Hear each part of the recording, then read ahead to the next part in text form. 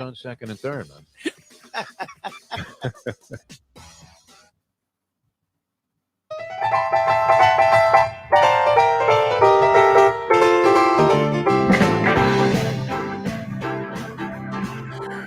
On a beautiful Monday morning here in South Florida. Good morning, everybody. Great to be with you on another edition of the Defo Show. Ricardo in once again from Mike Lubitz.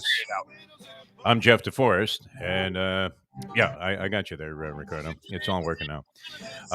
Good to have you with us here on the program on ION Channel.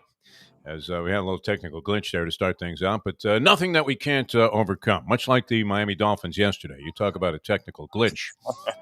And, wow, he did it. Snapped a 7-game losing streak. 2 games on 7-game losing streaks. I don't know what the statistics are on that. When they get together, what exactly it means, whether you bet the favorite or the underdog in that ball game. I was stuck with the underdog in my individual bookmaking venture with my friend Francesco, who, is college football especially predictable this year? This is a guy, I've been doing this with him for probably 6 years.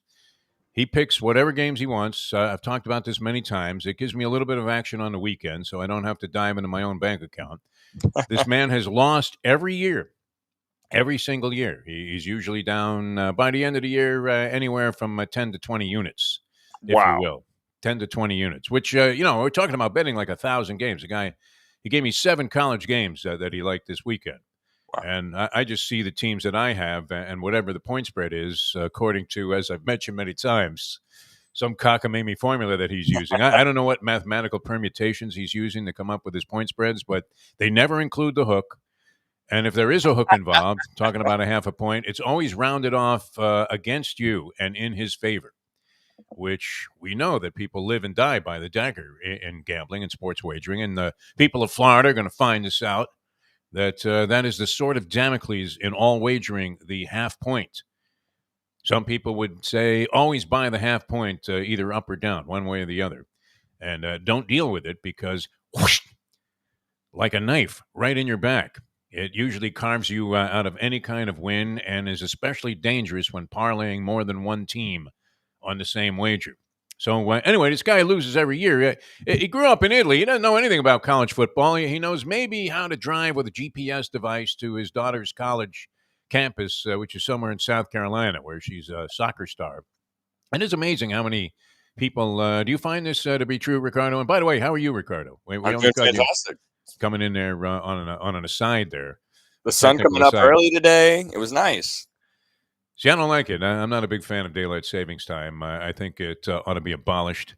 That should be the first thing as part of the new infrastructure bill is to eliminate daylight savings time. I'm with you, but we're in it. So I need to find a positive in it. So I get up early. So the sun coming up early isn't quote unquote. It's not really coming up early, is it? But we tricked each other. We just set the clocks back an hour yesterday. It seemed like the longest day I've ever lived. It was a long day. I'm falling asleep at 6 o'clock at night. Thinking, hey, where's 60 minutes? It's not on yet, right? Because it's really only like 5. And, there are states that don't use daylight savings time. Arizona happens to be one of them. Right.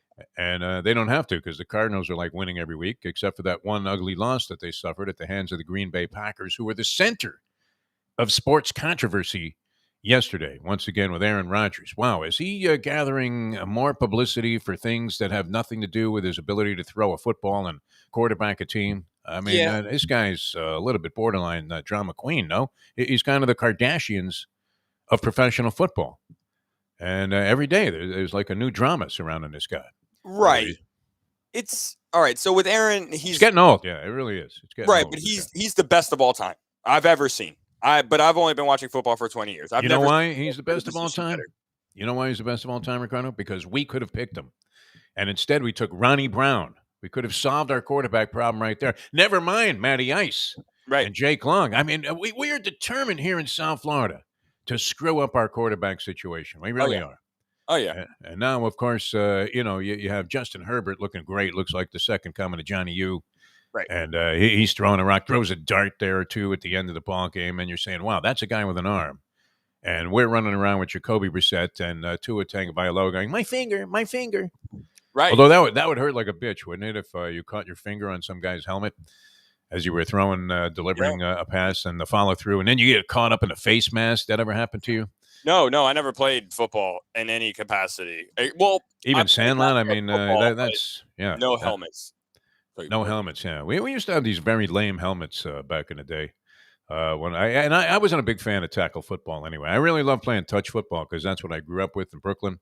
Because you couldn't play tackle. If you played tackle in the streets, you really had to have a serious pair. Right, Brooklyn and Alabama, probably different sceneries there. You guys have more of a concrete jungle. We are a little different. A lot more outdoorsy, open areas to play football and grass. The worst part of it, and we didn't even know what grass was, and people weren't smoking it back then either. I mean, this was the 50s, but you would run out for a pass, and the play would be designed for you to go between two cars that were parked on the left side of the street. Genius. And every now and then, like, the guy would float on a little bit long, like he was Ryan Tannehill when he was with the Dolphins. Oh, my God, he's overthrown the entire government. Incredible. Yeah, we mentioned that. I mean, he could overthrow this guy in Nicaragua right now. Just send Ryan Tannehill over there. But he's cleaned up his act, as everybody does when they leave the Dolphins organization. Cleaned up his act. Now he's great. The Titans are beating everybody. I think they've won 5 in a row. They pound the Rams last night, make them look like all the maneuvers that they made are a complete waste, although Von Miller didn't play in that ball game, but I don't know that it mattered. And, wow, with gambling out there, some official is I fear some official, if he's not receiving death threats already, is actually going to get whacked by somebody for making the kind of calls that they are making when it comes to roughing the passer. Oh, yeah. They had Aaron Donald, I mean, barely got a fingertip on Ryan Tannehill just as he was releasing the football while this guy was tumbling forward. Right. And they throw a flag on a critical play, which I don't know that the Rams would have won the game had they not been victimized by that call, but they would have the ball back down 8 points, essentially, and with every chance to go into the end zone there with their high-powered offense. Matthew Stafford wasn't having the best of ball games. And yet, you know how this happens, where the good team eventually, even though they played a sloppy game all the way and been manhandled at home, they find a way to figure out a method of winning the ball game. And that could have happened last night, except for this official, which, wow, so many just blatantly, ridiculously poor calls that are overwhelmingly influencing games. Right. And, when you're going to influence the outcome that badly, it's time to, well, people have been complaining about officiating in all sports forever. I don't know that it's ever going to do any good, but this emphasis on making sure that the quarterback doesn't get hurt, fine with that. But let's not get carried away. It's a money thing. You don't want Josh Freeman, no offense to him, who had a very good game the other night, to be in the game. You want Peyton Manning. You want Drew Brees, Tom Brady. These are the stars of football, and they understand that. And, you don't want Mick Jagger going down. Absolutely, yeah. I mean, we don't want Charlie Watts to check out either. But let's face it. But this is football. When you get into your 80s, no, it's rough. But this was a ridiculous call. I mean, under any circumstances, and it was largely influential, I think, in the outcome of the game because there was a slight jog of momentum. It wasn't as if you thought, "Wow, the Rams are a cinch now." But if they got the ball back with 5 minutes to go in the ball game, it would have been a lot less compromising to their chances of coming back and tying the game than it was to give the ball back to the Tennessee Titans and allow them to go in for like a game-clinching score. I mean, please, that was absolutely insane. And but Ryan Tannehill, what you're saying about him, he has obviously won way more games with Tennessee than he did with us. He's not throwing every week for 350 yards. No, he had Derrick Henry until this week. Yeah, exactly. So I mean, he's playing way better than he played for us, but also, like you said, Derrick Henry, having that talent around him takes the pressure off of him where he doesn't have to be the man. No, I mean, you and Lubie could probably quarterback that team, hand the ball off to Derrick Henry and go, run, Derrick, run. And that guy was mowing through like 6 guys before he even got to the line of scrimmage, and then going for another 17 yards and breaking into the clear and out, running everybody like he was a deer in the woods. I mean, just incredible play. But getting back to my buddy Francesco in this college football. See, I don't think you're a huge college football fan. I missed a lot of the games this week because I was immersed in getting slaughtered at the Breeders' Cup. I wasn't at the Breeders' Cup, but I was at a simulcasting facility near my home.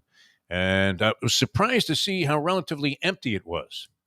One guy attributed it to this, and I don't know that I buy that. Are track guys still lured in by $1 hot dogs and beers? Is that really the differential? Because I turned to a guy, I said, hey, this place used to be jamming on these big days, right? It was a little bit, you had to consider maybe not going, right? Because you don't want to be in that crowd. And there are other options, right? I could have taking a drive down to Gulfstream or Hialeah, but that's a lengthy schlep for me when you're thinking I'm going to be very depressed if I lose the $300 I have in my pocket here and I'm out the door before we even get anywhere near the Classic, which was the case, unfortunately. Mustang was up for a while, but slot players have a penchant for disaster and self-sabotage because they're going to play until they have nothing left. I was up. Okay, that doesn't do you any good when you're walking out the door with zero, and we had to pay for the delivery pizza guy with quarters that we got out of the jar. I assure you, there's several dollars in there. You're looking at the guy who's looking at you funny. But anyway, so my friend that I'm booking his bets, he gives me 7 college games that he likes this weekend. 7 college games on Saturday. He hits them all. I couldn't believe it. I mean, if you had parlayed this at even $20, I don't know. It's hard to do that level of mathematics and figure that out on the fly because a 3-team parlay, Ricardo pays like 6-1. Okay, right. A 4-teamer, I think is either it might be 10-1, something like that. So what's a 7-team parlay play? You're $20. Would have got you back about 20,000, I think. Right, something along those lines. But score. It's a big who score. Hit 7 games? I mean, 7 games out of 7 on the board there. And then he managed to go 5-3 in the pros. He's getting his picks from somewhere else, this guy. And he won't admit it. That's what bothers me. It's like, just admit there's a service out there that's just annihilating their bookmakers and helping all of their clients out. And you subscribe to it so you could beat me out of a few $100. Just crazy. But it was an ugly weekend all the way around. And when that Japanese horse won one of the Breeders' Cup races, the pick 6 payoff, how about this one, Ricardo, if you wanted to get involved? Now, you could have just taken a shot with some numbers, and I don't know. How do you feel about the Japanese? You better say something nice, I guess. I love them. Yeah. Yeah, they're fantastic. Japanese, right. Japanese food, great. Everything about it, just, I mean, there are issues, culture, of course.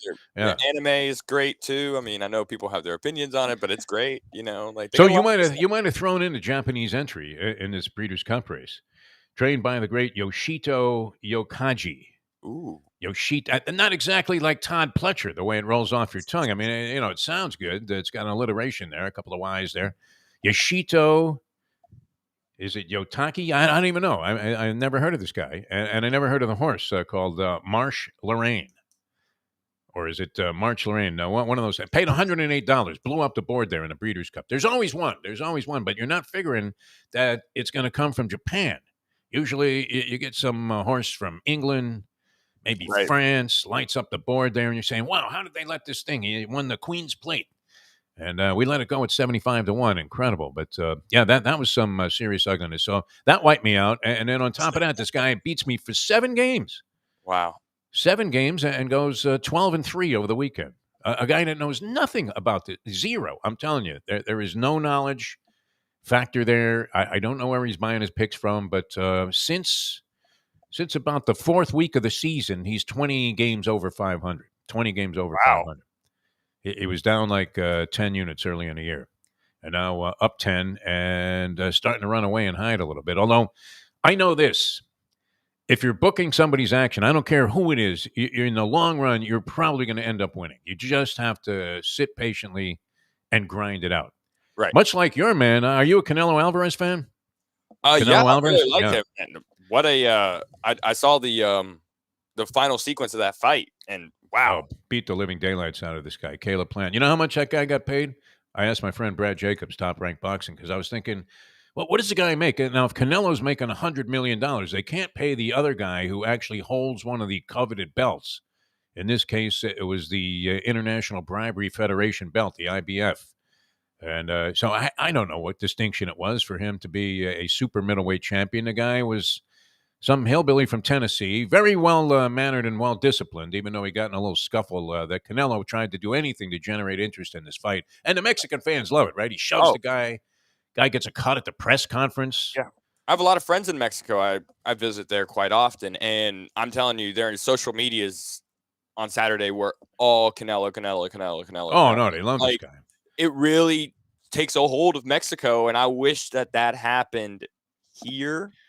Now, that's typical, though, of Mexican boxing. I mean, and it doesn't even have to be a guy the stature of Canelo, but when they get a Julio Cesar Chavez or any of their great champions over the years, they loved Marco Antonio Barrera, who had those big wars with Manny Pacquiao, and Eric El Terrible Morales. It was the lower weights where they really had some sensational fighters. They've never really had anything. That Andy Ruiz was like the first Mexican to ever win any sanctioned portion. I don't know. What do you call these alphabet soup organizations there? Because this was the big deal about this fight. Canelo had moved up to 168 pounds. He held 3 of the acknowledged, I guess you would call it acknowledged championship belts. But why don't we just start a boxing organization and start, charging sanctioning fees? So we could, name Butterbean Esh our heavyweight champion, and people would have to contend with the fact that they would have to get by Esh to unify all of the titles. And I don't know where this Caleb Plant came from. I'd seen him before, maybe a couple of times, glimpses. Competent. I guess he gave a good account of himself in getting the crap beat out of him. If that's possible. Is it possible to give a good account of yourself while getting your ass kicked? Rocky. I suppose so. Oh, yeah, well, he didn't get his ass kicked, though. He was in there until the final bell. This guy was starting to fall apart a little bit earlier. I mean, like, there's a lot of you can benefit from losing.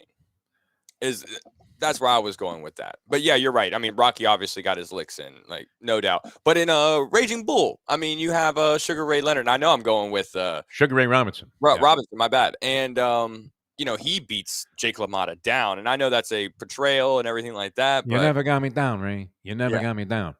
Well, they fought 7 times. I mean, this was an era in boxing where that kind of thing took place 7 times, and Robinson won 6 of them. Right.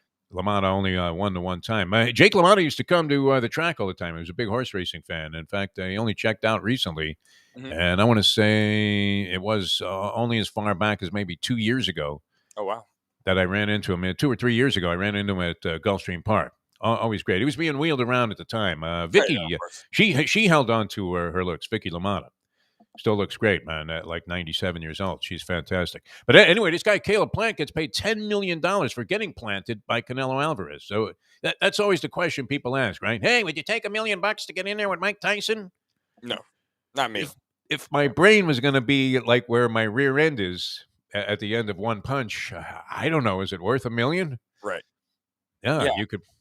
Probably, just stand in front of a train, hope to survive, and then file some kind of, personal injury suit and make more money that way, right? And it would be worth it because, you have no chance to survive that. If Tyson hit you in the face 1 time in his prime, it wouldn't have been worth $1 million. I'm sorry. He hits you in the ribs. Like, yeah, that's true. Yeah, everything would shatter. Where he hits you, it's just going to. You are going to have lots of injuries, which you will be using that $1 million to pay. Your rib cage would look like a chandelier falling from the ceiling in some ballroom. Oh, look out! Just, in shambles, like toothpicks. No, that would be horrible. And having had a couple of minor incidents where. I've had a couple of those falling incidents on the tennis court, which is not encouraging. Right. And, the ribs, even though not damaged at all, still are giving you pain like 2 months later. It's incredible. Getting some feedback here on the show, and I want to get into this Dolphin game because it was the aforementioned Butterbean Esh. It was kind of like a Butterbean Esh fight where you know what the outcome is eventually going to be because the opponent is so bad that, in this case, the Dolphins, who are the Butterbean Esh character, could not lose. Yeah, exactly. They turned the ball over 5 times. It was completely disgusting, an ugly game. And Houston had every chance to be right in this ball game and or win it, and they ended up losing and failing to cover the point spread, which was also equally ugly for me because it was another one of those games that my buddy Francesco beat me out of. A guy who knows nothing. Nothing. He admits it. I know nothing. That's what he says. I know nothing. He's buying picks from somewhere. I want to find out where. We're getting some feedback here from Goodwill 266. Are you seeing that up there? Oh, yeah. I think after the Bills and Cowboys lost, many people can't get up off the mat today. Yes. We often talk about the survivor pools, formerly known as suicide pools. People call them elimination pools. If you were still alive, which is a long shot in like week 8 of the National Football League season, if you were still alive in any of those pools, you would have had the thought that the Bills over Jacksonville had you saved the Bills to this point in the season. And this is where the most clever of strategies literally goes up in smoke, Ricardo. Right. When it comes to gambling, because you can always get bleeped when it comes to any kind of wagering, and you have to figure that the most absurd of things is a likely possibility. That's what I love about being a degenerate. The most absurd of things, a likely possibility, right? Because we were joking about it with the Jets when they beat Cincinnati, who, by the way, since everybody anointed Cincinnati, watch out, this Joe Burrow, they're the team to beat. I love the experts that analyze sports today for a living. See, we don't claim to be experts here on this show. We know nothing, just like you know nothing in the overall scheme of things. But we know this, that when everybody declares that now the Cincinnati Bengals, think about that. That's a very large statement. The Cincinnati Bengals, who have been pathetic forever. When they had good teams, they were still pathetic because they couldn't win a playoff game, right? Marvin Lewis? Mm-hmm. My God. A lot of firings, by the way. We'll get to that in college football. Everybody's firing their assistants. Oh, That'd yeah. be like me firing you or Lubie, right? Because the show was bombing. Of course. Well, that happens in radio, right? I mean, they always fire the producer. It's never the guy that has a 6-year guaranteed contract at a big wad of cash. That guy's got to stay. We know he has no talent, but you know what? If it was better produced, it would be a better show. I think that's what Jack is thinking right now. Anyway, yeah, the survivor pools, they had to get crushed. And, of course, I mean, imagine the guy that walked into the sports book and said, Jacksonville, money line. Right, exactly. Once again, hey, Lou, get over here. We might have to call somebody. Right? They don't even want to book the bet because you're so insane that well, I guess any sports book, and now legalized here in Florida. How many people got buried on that ball game? I think Buffalo was laying like 14 and a hook. Yeah. Also in that game. So they get crushed 9-6. That was the lock of the week, essentially. Oh, and was it the Jacksonville kicker? I mean, one of those kickers missed like 3 straight tries. There were 2 penalty flags after, and he had missed the kick on the 2 plays with the penalty flags, but one was a delay of game, so the kick never happened that he missed. And then there was an offside, so he got to move up 5 yards and kick it again, and he missed all 3. I think that was the Jacksonville kicker, who you would have to think, is halfway to Southern Georgia at halftime in that game. And then he ends up making a game-winning kick. Right. I don't think it was a particularly difficult distance to navigate, but he makes the game-winning kick. And Urban Meyer doesn't look like he even knows how to win a game. Imagine this. This was a guy that never lost a college game in his career. Pretty much. At the University of Florida. I mean, everywhere he went, right? Bowling Green. Where else was he? Utah. And he gets the job at the University of Florida. He wins everything there. It doesn't matter. I mean, he would stop at nothing to win ball games, Urban Meyer. And they're now making a lot of noise now. The Gators, I think, have lost 3 in a row, and they got beaten ugly fashion by South Carolina on Saturday. And so now there's talk. This Dan Mullen, I thought he did a pretty good job there. I know a lot of people weren't fans of his. I didn't know enough about him to care either way. And well, he's an Urban guy. He used to coach under Urban in Florida. And then he went to Mississippi State, had a couple really good years. And when Urban left, he came over. Or no, it was after Urban. Yeah, he came back, though. And, now he's been coaching there. And they had a really good season. Last year, they were last year, they were good. Year before that, they were better than you thought. Yeah. Right. Exactly. So, no, I mean, all of a sudden, they fired a couple of coaches over the weekend also. But just wild stuff. All right, so there was ugliness here in town. Houston in town to take on the Miami Dolphins. Elsewhere around the National Football League, some shockers. Denver over the Dallas Cowboys with Dak Prescott in the lineup. was a surprise, and they bludgeoned the Dallas Cowboys. This was a decisive victory, 30-16. The Denver Broncos and this AFC West now has 4 teams with 5 wins. 2 of them have 4 losses. 2 of them have 3 losses. The Raiders, why don't you ever just take the gimme, right? I think you were getting points with the New York Giants yesterday. And how many times have we cited this trend, people, that a team traveling from a West Coast time zone going to play a 1 o'clock game in an East Coast time zone must have some pathetic downside record. Yeah. Pathetic, right? Yeah, it's just like in the NBA when they go West Coast and then they're coming back through Denver. They always lose. Start out at Golden State, Portland, Denver. Right. And then you're going finish through up all with the these Lakers. time zones, right. Yeah. It is a nightmare for these people. And like you said, it should be a gimme.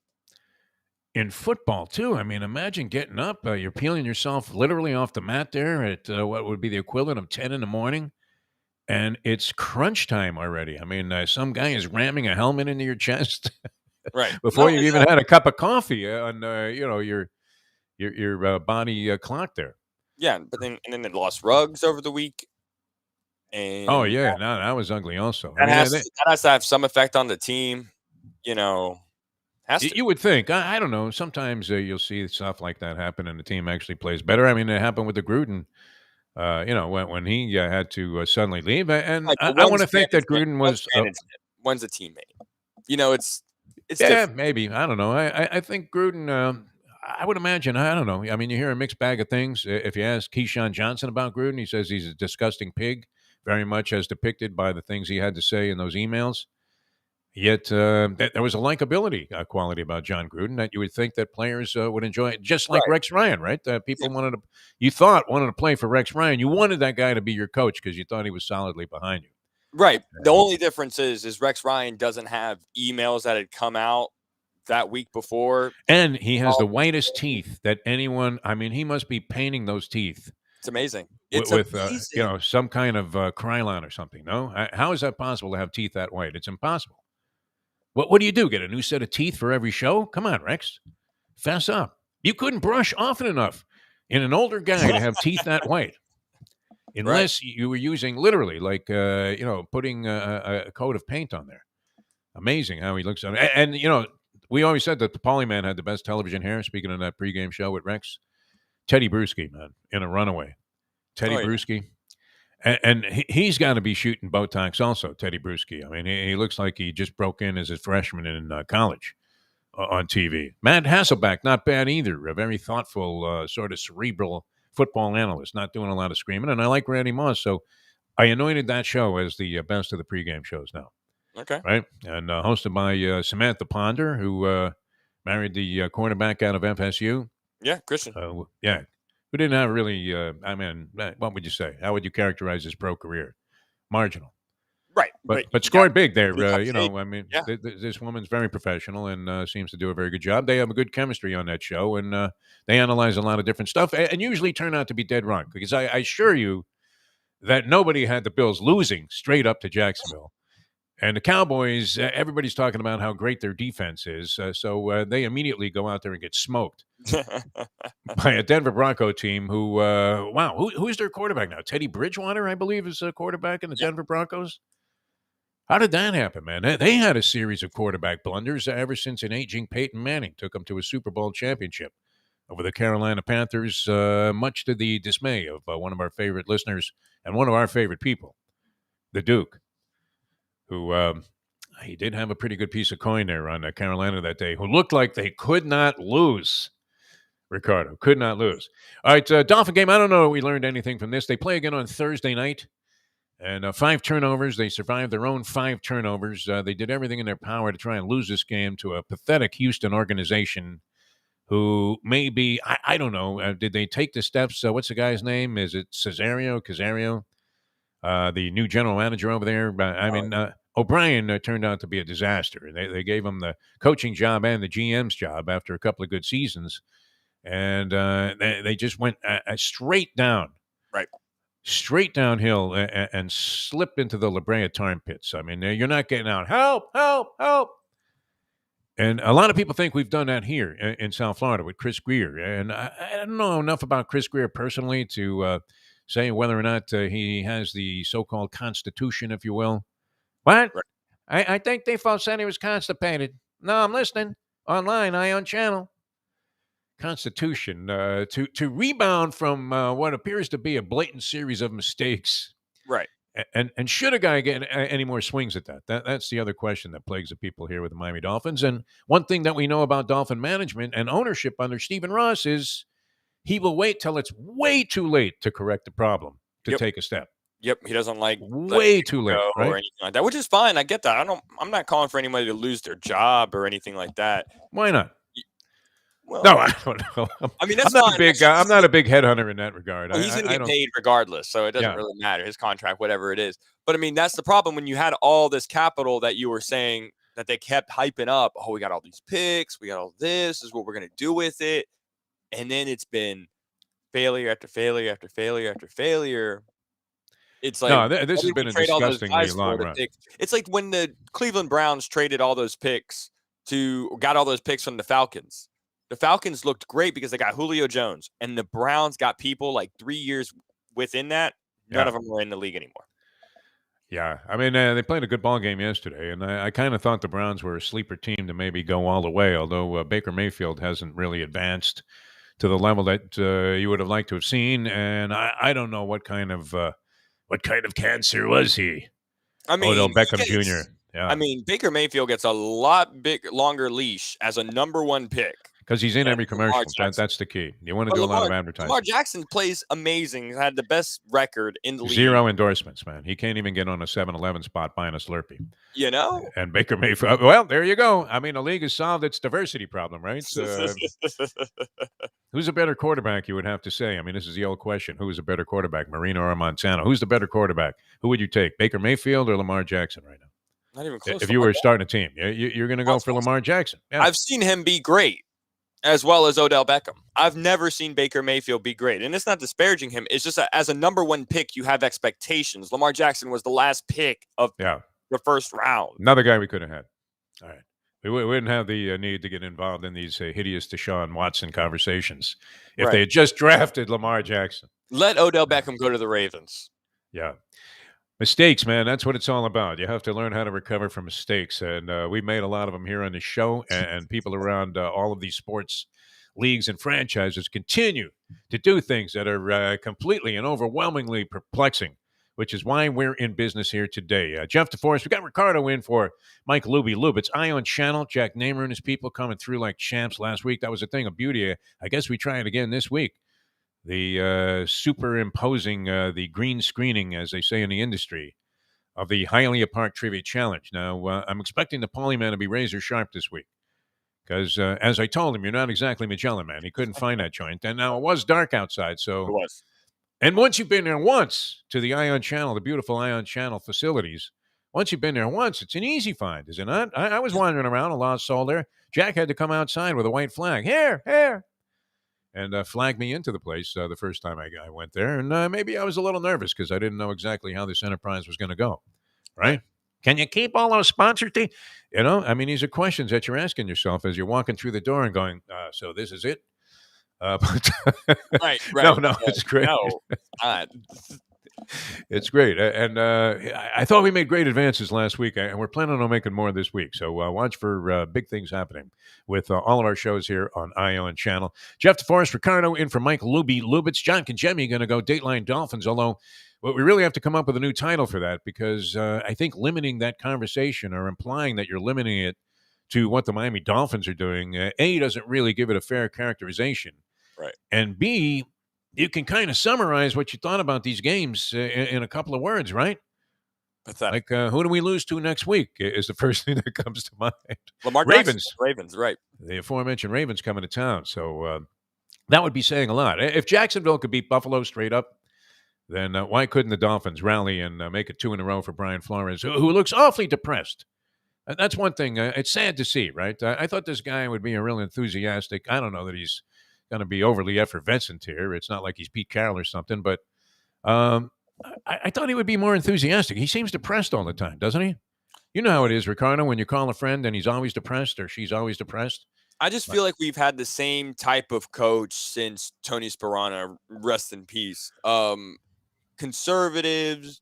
Yeah. Not really. We got to run the ball. Yeah, exactly. Yeah, 3 points at a time. We're always in the 17, 16, 18 range when we play games. We were pointing fingers exciting. at Chan Gailey last year. Chan was like, a wild man. He was Bill Walsh compared to these guys. Right. Incredible. But when Ryan Fitzpatrick was in the game, he let him do what he wanted. It was when Tua was in the game. I don't think anybody, I mean, when your offensive coordinator who's 63 is younger than your quarterback, you're going to capitulate to whatever it is this guy wants to do. Go ahead in there, Ryan. Do whatever the hell you want. All right, we'll talk about that with John Congemi and the entire slate of NFL games. A lot of interesting developments in the National Football League. The Aaron Rodgers story always seems to eclipse everything else, right? He goes on Pat McAfee radio show. I saw it. It didn't look a whole lot different than this one, right? And he was very casually sitting on the couch there. And, he looks... He really looks like he's one step away from being a homeless guy, doesn't he? Even though he's making like $20 million a year. Yeah, but he's comfortable at this point. And the whole thing with the Aaron Rodgers dilemma is, I understand that people feel betrayed because he lied, quote unquote. He did say he was immunized, but he did say yes. I agree. But who's really the bad guy here? Isn't it the Green Bay Packers? I don't know. Aaron was probably like, I don't want to, do these protocols and I ain't taking a shot. Right, and then they said, Aaron, we'll take care of it. Don't worry about it. They've known the entire time. It's not like they, were clutching their pearls. They knew. And he had him by the jugular anyway, right? So he was saying he wasn't even going to show up. Okay, but that's the thing. If you're going to be an organization that's going to do the quote-unquote right thing, or are you going to compromise the right thing to win football games? And that's fine if you want to do that, but they're just standing on the side, even though they knew the entire time. So that's my only issue is the Green Bay Packers here are more. Well, they're going to be held accountable, I think, at some level, I would imagine, for what happened, because the league is going to look like absolute bleep if they don't, take some action here to make it look like they care, which they really don't. And we know that for a fact, that all they want to do is keep grinding out this capital. Yeah. Although it is surprising to me. I mean, nobody's been overwhelmingly effective. It doesn't seem like in a negative way, at least this year, among athletes who have contracted COVID-19. They seem to just shake it right off, right? And most of them, I guess, have also been unvaccinated. Although people, as we know, with the vaccine already, I've had 3 shots. I still could catch this thing. Right. It's just that instead of being wheeled out with a tag on my toe after a 2-week hospital stay, I have a pretty good chance to be out there playing tennis in a couple of weeks. And these athletes, hey, I'm cured. These athletes, too, have the best doctors available to them. They have, their physique is great. Their health is fantastic. I'm sure they have great immune systems. In pretty good shape. Yeah, exactly. That's what they're known for. So that also helps with it. You're not going to see a lot of debilitating things. Even like Von Miller, though. There are a couple of guys, though, that were heavily impacted by it. Right. Yeah, so Freddie Freeman almost died from it last year. Yeah, I mean, there was another football player I was reading about. He was literally in need of a standing 8 count. Right. Even a year later. So, all right, we're coming back with more. We need a standing 8 count. We have to tell you first, though, about Hialeah Park and how great things are happening at Hialeah Park, including El Boxeo. You have to go to this when it happens. I believe it's January. The dates and all of the details should be available at HialeahPark.com. I tell you what, when Frank Fiore gets involved in this stuff, and he's got Leon Margulies, Louis DeCubas, a couple of good friends of mine I've known for years, have been in the boxing game forever. Leon with Warriors Boxing, and then I guess this is happening under the Warriors Boxing banner, which originated with the Seminoles, and they had great matches going on there when they had the old Hard Rock Live, and I had the pleasure of doing a lot of TV coverage for those matches, and I really saw what the organization was all about, and they do a great job, and they put on really entertaining cards. The undercard usually loaded with all kinds of exciting fighters, and this is going to be El Cubanito Sanchez. A Cuban boxing card that the fans that come out there, super passionate. You were talking about Mexican boxing fans, Cuban boxing fans, same thing. I mean, you don't see them assemble in mass numbers like you do in the stadiums to see fights anymore, but this is an intimate setting that's going to be rocking. So look for that on the calendar there. Of course, the simulcasting continues in the Champion Simulcasting Room. Casino is doing just great, and you can go in there. As I said, I went to like a place near my house here I don't want to mention any names because we might hit them up for a future sponsorship. You never know. But nonetheless, will I still be saying, see, I can't do it, right? I'll still be saying that the machines are ice cold in these places. Ice cold as compared to Hialeah Park, where every day somebody's taking down another big jackpot. It's absolutely fantastic. You're going to love the casino, all your favorite Vegas-style games, sports betting. I don't know what the operation is right now because nobody knows. Is it even happening? Did it happen? Are people betting? Are they sending it in Florida? But Hialeah is going to be one of the hubs for sports wagering. And Frankie told me they're going to have a great setup. So check out Hialeah Park. If you haven't been there yet, same beautiful joint that it was years and years ago. I used to love going there. So many tremendous memories I have of great times at Hialeah Park. Breeders' Cup brings it out. You're seeing all of these elegant horses, and they used to be on the grounds there all the time. It was always festive, and just as much so today with the casino and the Champion Simulcasting Room, the poker room, and, of course, all the great dining opportunities you have at beautiful Hialeah Park. All right, we're coming back with more. Just getting started here. Actually, we schlubbed on for a long time there. Yeah. We were all over the place, right? I mean, did we have a focal point? It was hard to sit there and think that I was going to talk for 20 minutes about a Miami Dolphins, Houston Texans game. I mean, I would have had to just take a cyanide cap and hope that the show ended early. But this, is going to be interesting all the way through with the college rankings. Now, how did Michigan State stay where it was in the college football playoff rankings after losing outright?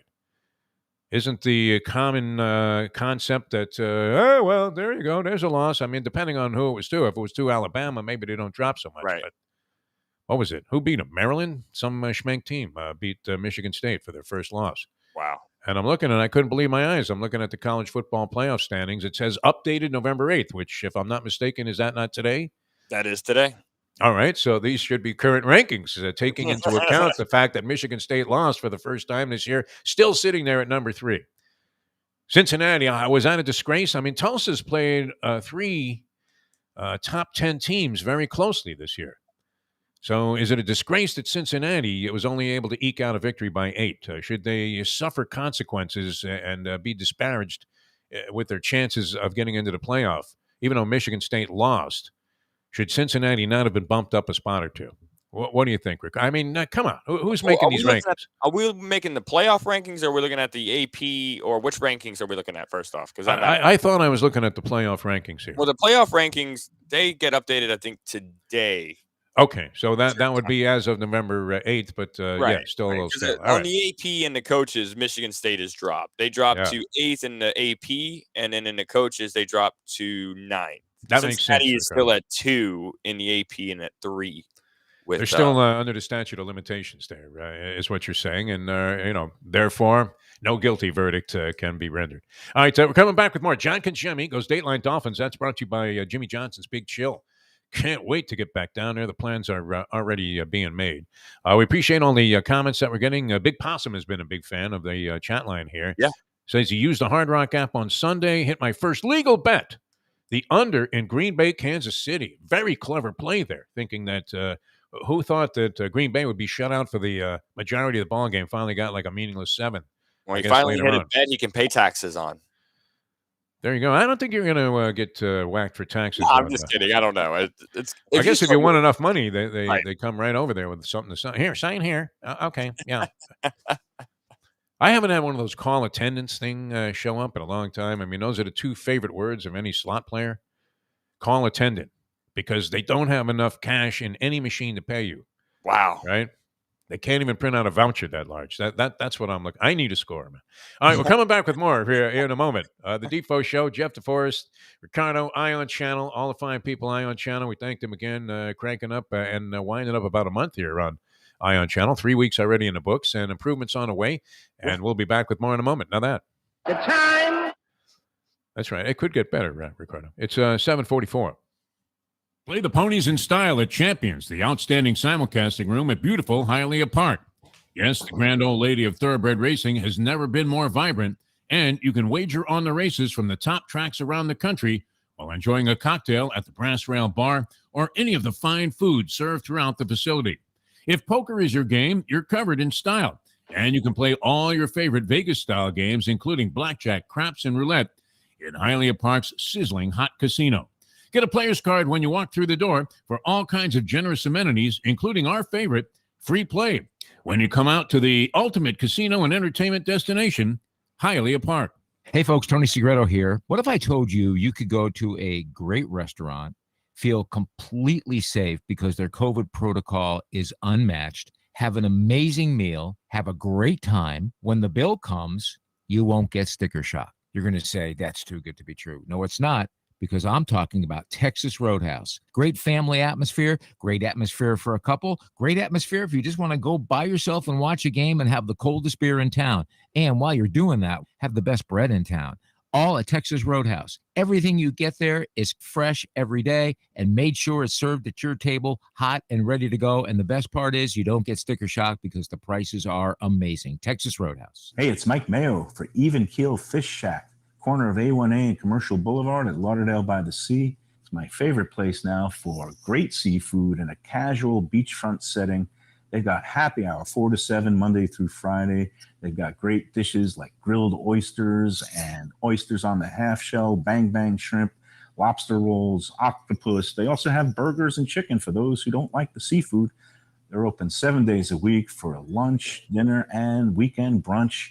Go to Even Keel Fish Shack. Go say hi to Dave and Brad and tell them the Gambling Gourmet sent you. Recently, we realized it's not just hurricane season that can hurt us. Any time of year, things can happen to your home or business. And the insurance company can be your friend, but they also can be your enemy. Horizon Public Adjusters, Justina Testa, are here for you to help this process go so much easier. Before you call the insurance company, call Horizon Public Adjusters and Justina Testa at 954-809-8752. Would you go into court without an attorney? So why would you go up against an insurance company without Horizon Public Adjusters and Justina Testa? 7 to 10 times more money recovered with a public adjuster than if you went on your own. If there's no recovery, there's no fee. Give them a call at 954-809-8752. Why go up against insurance companies alone? You can have Horizon Public Adjusters and Justina Testa on your side. Buy or lease a Taos and take it to the house at Deal Volkswagen. Anna and her team make your next VW purchase or lease so easy with new inventory rolling in daily and the biggest selection of certified pre-owned vehicles in the business. You can make your deal online at dealvolkswagen.com or visit the beautiful showroom in the classic location, 3601 Bird Road, right in the heart of the Gables. Or give Anna and the team at Deal a call at 305-448-DEEL. Jettas, Passats, Tiguans, Atlas models, and the hottest vehicle in the industry, the new Taos, all at unbeatable prices and all ready to roll off the showroom floor at the #1 Volkswagen dealership around, Deal Volkswagen. I mean, if you look at our organization today, and you've seen what we've done, from every aspect except on the playing field, we're probably the first-class organization in the National Football League. It's now time for the Defo Show.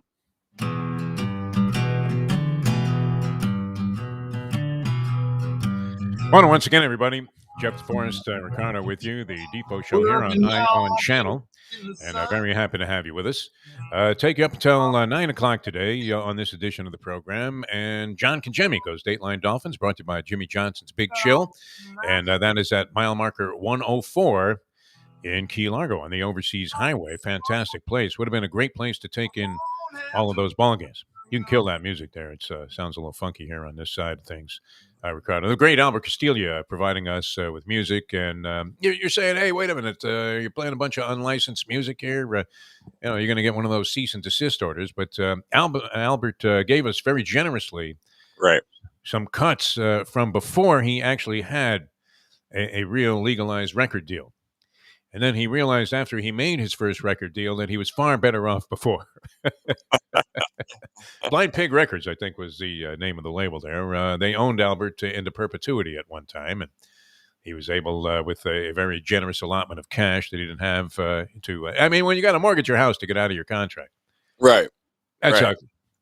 These musicians, they work hard without a lot of gratification in terms of capital, as talented and brilliant as they may be. So he needed a Luca Brasi there. What's that? He needed a Luca Brasi. Yeah, well, I think that's how he got out of it, to be honest with you. All right, happy to be with you. John Congemi goes Dateline Dolphins with us, and we're going to expand that conversation and cover the entire National Football League and whatever we can of college football as well. The Fire Manny Diaz campaign has simmered and is now just cooling off on the side of the stove there because it's pretty hard to get down on a guy, no matter how ugly it may have been. And there was a lot of trepidation. I didn't get a chance to see much of the second half of that game. Dramatic fashion, the Canes pull one out against Georgia Tech. Georgia Tech, not Georgia, but Georgia Tech. Had they beaten Georgia in this fashion, there would have been a celebration. There would have been a parade down Biscayne Boulevard taking place right now, and under the cover of light, believe it or not. As I don't like it that it gets dark at like 4 o'clock, Ricardo. Yeah. Guy comes home from a tough day at the office. Maybe you've been out on some construction job all day, right, schwitzing in the hot Florida sun, although the temperatures have been very, very pleasant and tolerable over the last couple of days. You wish you could soak up more of this. As we've hit for people around the country, this is paradise. It's like 75 degrees, and people are wearing fur coats here in South Florida. But it has that Thanksgiving South Florida feel to it, this kind of weather, which is great. But no, you could be just absolutely ice cold, and still, have a tough time, in the National Football League, navigating your way through all of the different things that happened. And you also would have a tough time enjoying a game like the one that we saw here in South Florida, which leaves us very little to analyze, except, the immediate thought was, by how many points will they lose to Baltimore next week? That's the kind of game, I guess, that the Dolphins rally and win. So look for that. Anyway, interesting day all around the league. Nobody could have anticipated the Bills losing straight up to Jacksonville. You figured they weren't going to win another game, and that Urban Meyer was going to replace Trevor Lawrence with whatever quarterback emerges at the end of the season as the hot commodity. Because I don't know that anybody is really in that category right now in college football. That'll be something interesting to discuss. There's almost always somebody that is a sure boy. If you get this guy, you're going to be the greatest team in the history of the league. You'll win the next 20 championships. And I haven't really seen that guy. I'm not aware of anybody on the college football slate right now that is this can't miss proposition. Either offensive, I guess. There's the defensive end, and what's his name, Thibodeau or something like that, and he he is a possible Heisman Trophy winner. Right. Well, from Georgia, a Dynamo, yeah. Okay. Not sure. Yeah, could be. I don't know. I'm trying to place the guy right now in my head, and I haven't seen enough college football to really. What are you talking about then, Defo? Exactly. No, but there's nobody that you're saying like when Joe Burrow was coming out. It was going to be Joe Burrow all the way.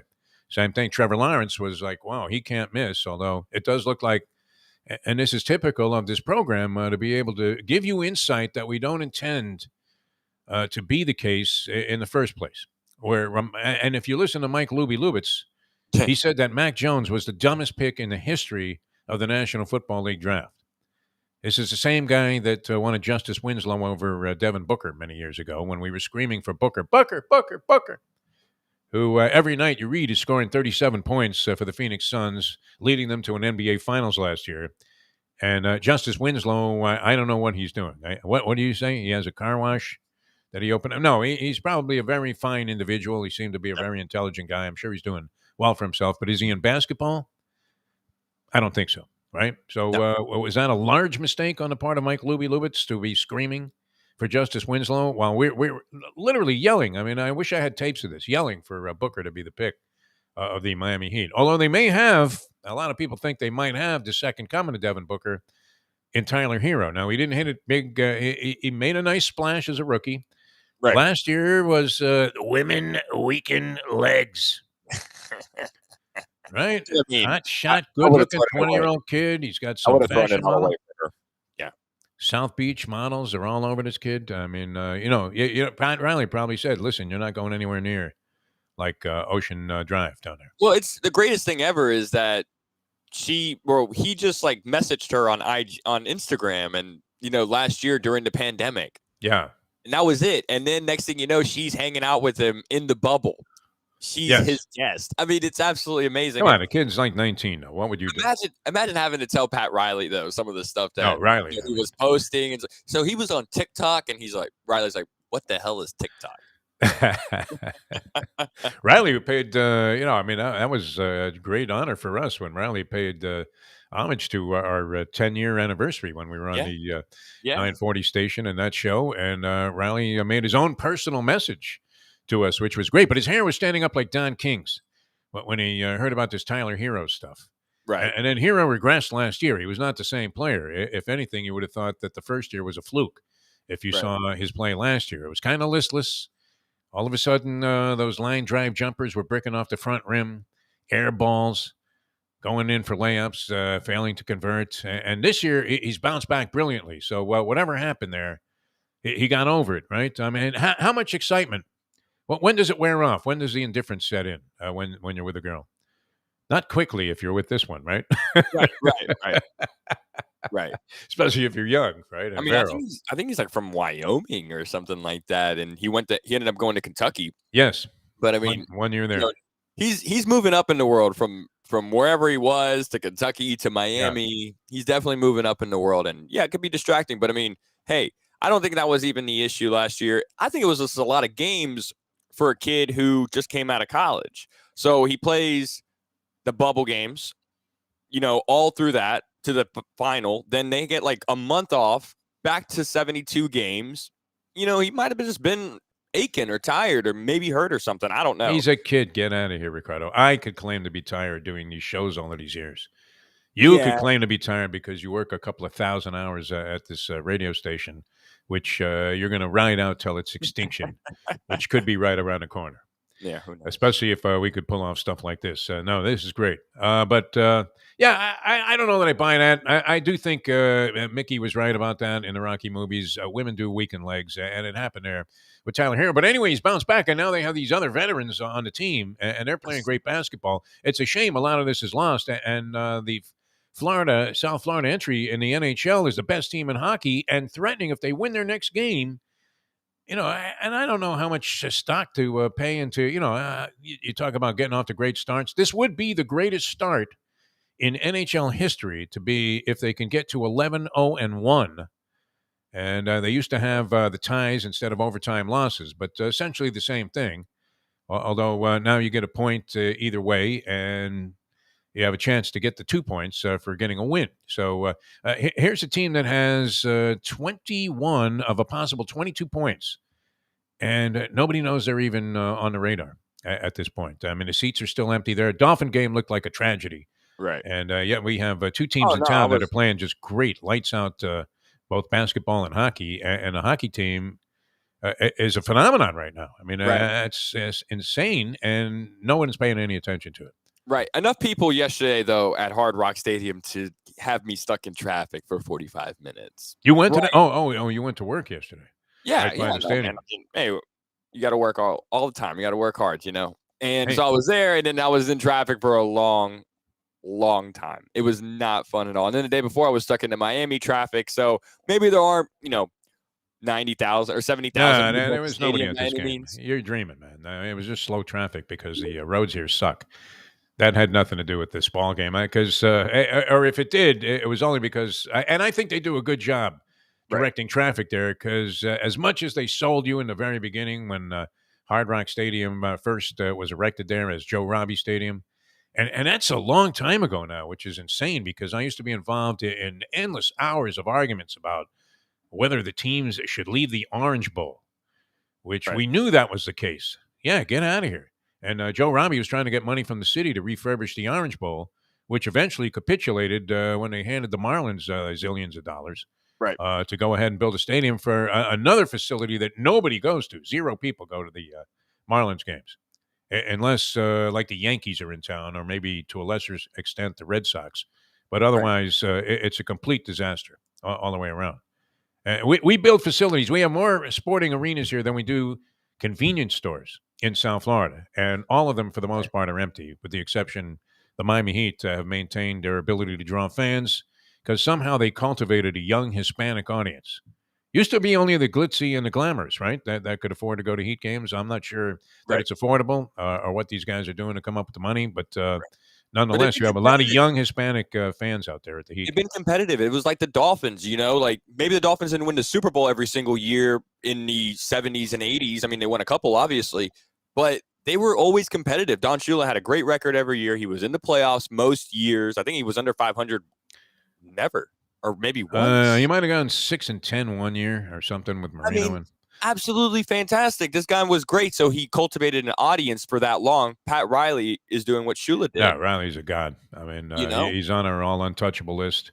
Any Mount Rushmore of 4 people, South Florida sports figures, Riley has to be among them, no question. It's hard to figure out to narrow it down to 4 because you've had some iconic people here. Hey, I tell you what, iconic is the way to describe Destination Sport Miami. Wow, what a facility this is going to be. What an asset it's going to be to the community. We have nothing but the utmost respect for the people going through this ambitious project to build the largest indoor, multifaceted sports facility anywhere on the North American continent. And who's involved in this thing? Guys like Brian Trottier, 4-time NHL champion there, 4 in a row. He won the Stanley Cup with the Islanders, was a big factor there. Hall of Famer, great guy. He's going to be running their hockey programs. Randy Moss, who I thought did another great job yesterday on TV on the pregame show. Randy Moss running the football programs. I mean, just great people. Jill Ellis, 2-time World Cup champion with the women's national team here in the United States of America. Made in the USA. Born in the USA. That's right. Jill Ellis is running the soccer program, so you have nothing but the highest level of expertise. My man, Levon Hernandez, I love you, Miami, is responsible for the baseball programs there, and he's very heavily involved right now, entrenched in youth baseball programs and doing a great job with that. So these are people that really know how to handle things on the highest, most elite level and all the way down to the youth level. You're going to love all the programs they have there. You're going to love the facility. So many different things happening there, and it's just a monumental undertaking that is already underway. Destination Sport Miami. Check it out for yourself. And they're going to be having memberships and all kinds of different things. And you can get your teams involved if you're involved at any level of coaching and get the best coaching expertise in the best facility that's going to be built anywhere in America. Destination Sport Miami. Speaking of Destination Sports, we're going to talk some sports here and some football. With John Congemi, Dateline Dolphins, brought to you by Jimmy Johnson's Big Chill. That's mile marker 104, right on the Overseas Highway. I'm Jeff Deforrest. Ricardo's still in for the vacationing Mike Lubitz. Is he coming back? Well, what's the word on Lubie? Anything happening with that? You must know his schedule. Anyway, we're coming back with John Congemi, and John will be part of the visual look here on Ion Channel. We thank the Ion Channel for all of their expertise in helping us put this thing on the map. And we'll be back with John Congemi, Dateline Dolphins, brought to you by Jimmy Johnson's Big Chill in Key Largo in a moment. Now that. The time. It's 8:02. Hey there, it's Mike Mayo. Do you like steaks? Do you like seafood? Do you like classic old Florida charm? You could get that all and more at Tropical Acres Steakhouse and Butcher Shop. It's at 2500 Griffin Road in Dania, just west of 95. The Studiali family, they've been running the place a long time. It's been there more than 70 years. And it is now a place you can get early bird specials along with steaks to take home and throw on the grill yourself at the Butcher Shop. That's open 10 a.m. to 10 p.m. every day. It's open for dinner every night starting at 4:30, but they are closed on Sundays. Go to Tropical Acres. It's a place to go for a great meal, great people, good value. Tropical Acres.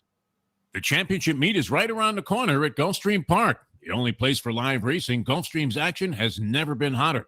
Whether it's on the track, in the casino, or part of the dining and entertainment offered at the Village of Gulfstream Park. Currently running Thursday through Sunday, Gulfstream's racing package is the best in the country, with all the top horses and people in the game pointing towards another tremendous winter season. Check out the remodeled first floor casino, open 7 days and nights a week, along with the many special events and concerts happening at Gulfstream Park. You can place your wagers from anywhere at firstbet.com. Check the calendar of events at gulfstreampark.com. Destination Sport Miami is here to revolutionize the sports landscape in South Florida. The largest indoor multifaceted sports complex in North America is on the way, with distinguished leaders of its various sports programs and unparalleled access to the finest indoor training fields and facilities. Destination Sport Miami will set South Florida apart as the destination of choice for elite athletic training and development, and for its dedication to youth programs and sports on all levels. A phenomenal concept and a powerful undertaking, Destination Sport Miami will also be an important commodity in the sports business community as well.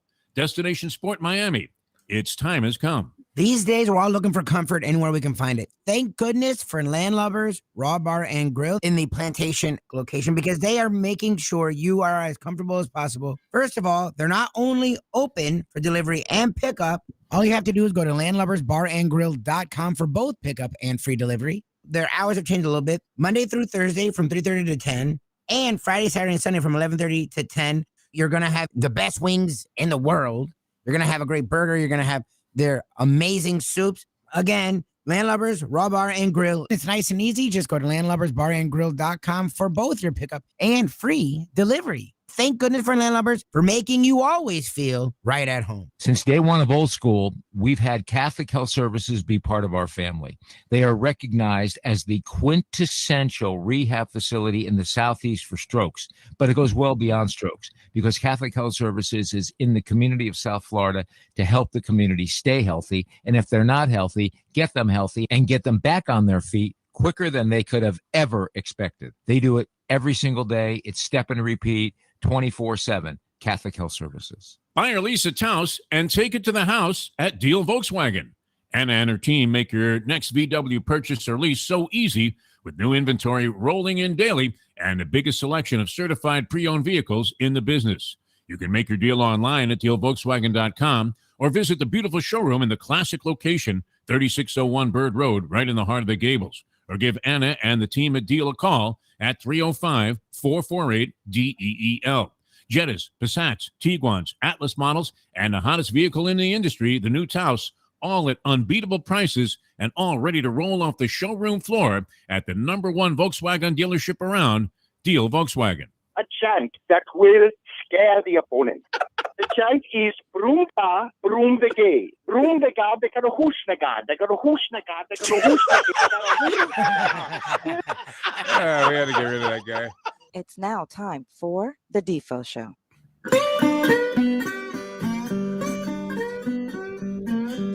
Welcome back to the show. Jeff Deforrest, Ricardo with you, the Defo Show on Peel Yourself Off the Mat Monday, brought to you by Destination Sport Miami. And always a pleasure on these Mondays.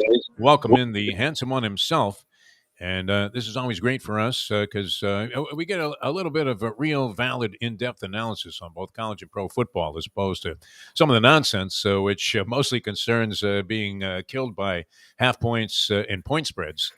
And that's usually where my focus is over the weekend. But we welcome in the great John Congemi, of course, a longtime analyst on ESPN. He was with the Phins when they were doing their daily broadcast, and still very much entrenched in local sports coverage here in South Florida on Channel 4. CBS does their pre- and post-game shows on these Dolphin Sundays. And as you mentioned, John, I don't know, is it cause for celebration? Because this game, it looked a lot to me like that movie Grudge Match with Stallone and De Niro, where two has-been fighters are getting in the ring there, and it really doesn't matter who wins or how it goes.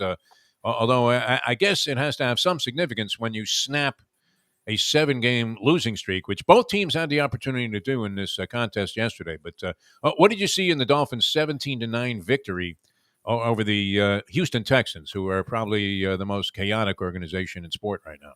Well, Defo, first of all, it's fun to at least talk about a win. No matter how the Miami Dolphins achieved the victory, they were able to get a win. And the way they played, and especially the way the ball was being turned over from one team to the other, you would have thought that they, had the Miami Open set just plopped down inside a Hard Rock Stadium and it was going back and forth, There was a lot of turnovers, a lot of sacks, but the Miami Dolphins found a way to extend their lead right before halftime, and they were able to hold on to that lead, which was nice to see. Now, is there a lot of room for improvement? Yes. Maybe there was two teams in the league they could have beat yesterday by playing that way. Fortunately enough, one of them was inside Hard Rock Stadium in the Houston Texans. But it is a W, and at least they get something to build upon, although it is a short week going up against a team in Baltimore that they haven't had a lot of success historically against, but at least it is, a short week for both teams. So we'll see if that helps or hurts the Miami Dolphins, but at least they were able to go with some momentum against the Ravens. Actually, I understand John Congemi, and we're checking his story out. We have Ricardo on our research team now, always very efficient at that. But they brought in some of those Carnival teacup rides for the Dolphins to train this week to get ready to play against Lamar Jackson, because it does seem like their head is spinning like Linda Blair in The Exorcist every time they have to try and contain this kid. But, they get a moment here to, enjoy, I guess, what was the taste of victory, which was, hard to find for the last 8 weeks. And yet, it seems to me, it struck me that all of the compelling questions about this team, I mean, no matter what happened yesterday or even the rest of the season, and maybe they can clarify some of this stuff the rest of the way by playing well, but seems like, John Congemi, all of the compelling questions about this Dolphin team sort of lead you in a negative direction. Did you find that to be the case? Well, one of the biggest questions is the quarterback spot. You know, Tua Tagovailoa didn't play in the game against the Texans, and it was a game time decision. I guess, during the week, he had struggled to throw the football efficiently down the field, possibly with grip pressure because of that finger injury. And, Jacoby Brissett probably didn't take a lot of those reps during the week. So that was one of the questions going into the game. Brissett plays well enough to win. But one of the longer, distance questions is quarterback and future of quarterback and franchise quarterback. Do you need another one? Offensive line, I still think there's a big question mark there. Does this roster have enough talent? Obviously not enough with a 2-win season so far through the majority of the season. So there still are a lot of question marks at receiver. In the secondary, possibly. You got 2 young safeties I think you can build around and 2 veteran corners. But what are you going to do, if Jerome Baker goes down? You have a list of guys that you could probably, select off of any list in a practice roster type setting in the National Football League. So you have to get more talent. And I think that's where the question marks lead to management. It leads to general manager. It leads to head coach. It leads to coaching staff. As we see coaches around college football dumping staff. The University of Florida dumps a defensive coordinator and an offensive line coach. You haven't seen that in the National Football League, but as the weeks go on, I'm sure there's going to be pressure with head coaches and assistants around the league. Well, and there is a college coach that should be happy today, Walt Bell. Walt Bell was released there, canned finally after going 2-23 with UMass, which every time I saw a UMass score, they were getting crushed like a grape. I mean, like 55-3 by any team that was desperate for a win. They would put UMass on the schedule there. So this guy managed to go 2-23 and hang on to a job for 25 games. That's pretty good. That's good, great. I'm sure Walt's got all of his friends at the pub tonight celebrating because who wants to endure something like that, right? Oh, bludgeoning after bludgeoning. And the Dolphin fans were getting sick of losing. And it's interesting, too, because that thread from quarterback, I mean, it leads straight to Chris Greer and whether or not he's a man for the job. And also, I mean, you were close to Brian Flores when you were covering the team on a regular basis. You still get out there, John Congemi. I haven't been able to kind of quantify what Brian Flores is as a coach. And I don't know if he's just following in a Belichickian type fashion with these press conferences, but he looks absolutely depressed, win or lose. Well, I think a lot of coaches look miserable during their press conferences, whether they win or lose. It's almost like it's a task they have to perform, but it's like going to the dentist. Really, it's that time of the year where you have to go in, but they do it each and every week, and sometimes 3-4 times. So they're thinking there goes another 20 grand like I do? Yeah, exactly. The guy gives you that look of horror. Like, hey, we're going to have an issue. We do have a payment plan, though, Mr. Deforrest. Yes. The last time I saw a mouth like that, it had a hook in it. Yeah, exactly. No, but you're right. Fish. A lot of these NFL coaches, they're not comfortable handling the media, although they handle it a lot. And they're not ready to divulge any information. It's we got to, improve the mistakes. We got to look at the tape. We got to get better here. Yeah, I know that. I watch the game too. But tell me exactly how you're going to do that. And that's where you'd like to have a little bit more forthcoming truthfulness in a lot of NFL coaches around the league. But it's a tedious task that they have to perform probably, multiple days a week. And then I would assume after the game, the easy out is to say, well, I saw it live, but I'm going to have to go look at the tape. But I saw the interception. It was a forced throw. It was a late throw. He should have never made it. Maybe one time say that, and you don't have a follow-up because everybody's heads will, kind of agree with the statement that you made. John Congemi, Dateline Dolphins with us. So we'll get into the rest of the happenings around the National Football League, of which a couple of results were astounding, as the Mad Dog Jim Manich used to say, absolutely startling, including the Jacksonville win over the Buffalo Bills. It just goes to show you how impossible it is to count on anything. But at this stage, though, and this is a disappointing thing to me, and I don't think we're any closer to it. In fact, I think we're further away than we have been since 1999. And of course, we all know that's when Dan Marino stepped away. And I don't know how much of a believer you are. I would imagine you're a strong believer in the idea that a team needs some kind of identity. That, we don't want to play the Dolphins because they really get after the quarterback, or we don't want to play the Dolphins because their secondary covers a guy like Velcro. Whatever it is, their offense is going to really be tough to figure out, and you just don't know what they're going to run. But they have some kind of identity, either side of the ball, maybe collectively, and it doesn't seem like this team really has any identity at this point. I mean, Jalen Waddle is being established, but mostly as a short yardage receiver, averaging under 10 yards a catch, when this was a guy that was, sprinting 30 yards down the field wide open many, many times in college. And we thought that was going to be the MO with the Dolphins. But what would you say? I mean, can we pinpoint any kind of identity, any kind of identifying factor, except the usual lousy comments we make about the offensive line and their perplexing issue at quarterback and a suspect defense at times? But should they not have a clear-cut identity of some sort, at least building at this point, 3 years into this Chris Grier buildup factor? Unfortunately, Defo, that identity factor goes both ways. It's a double-edged sword. You either have positive identity or negative identity. And when you're on a losing team, I would say the negative identity outweighs, obviously, the positive identity. So when you look at the Miami Dolphins, yes, you could say, they have a young roster. They have really good safeties right now. They have a good secondary. I think that the pass rush is coming on a little bit better. But when you look at the deficiencies, can they get off the field on third down? Can they force enough turnovers on defense against a good team to be able to stay in a 4-quarter game and win it at the end? Offensively, I like the tight end. I really do. I think Mike Gesicki's having a heck of a season. I believe going into yesterday's game, it was 4th in yards and 3rd in receptions across the league. He made that brilliant catch, too. He made a couple. Catch. Yeah, he had 2 one-handed catches, one down the middle and one down the rail. So they have an identity at tight end. They have an identity with Jalen Waddle because he's a guy that's tough to corral going sideline to sideline, but we need to get him a little bit more vertically down the field. But I think the negative identity kind of outweighs the positive identity when you're on a 2-8 football team.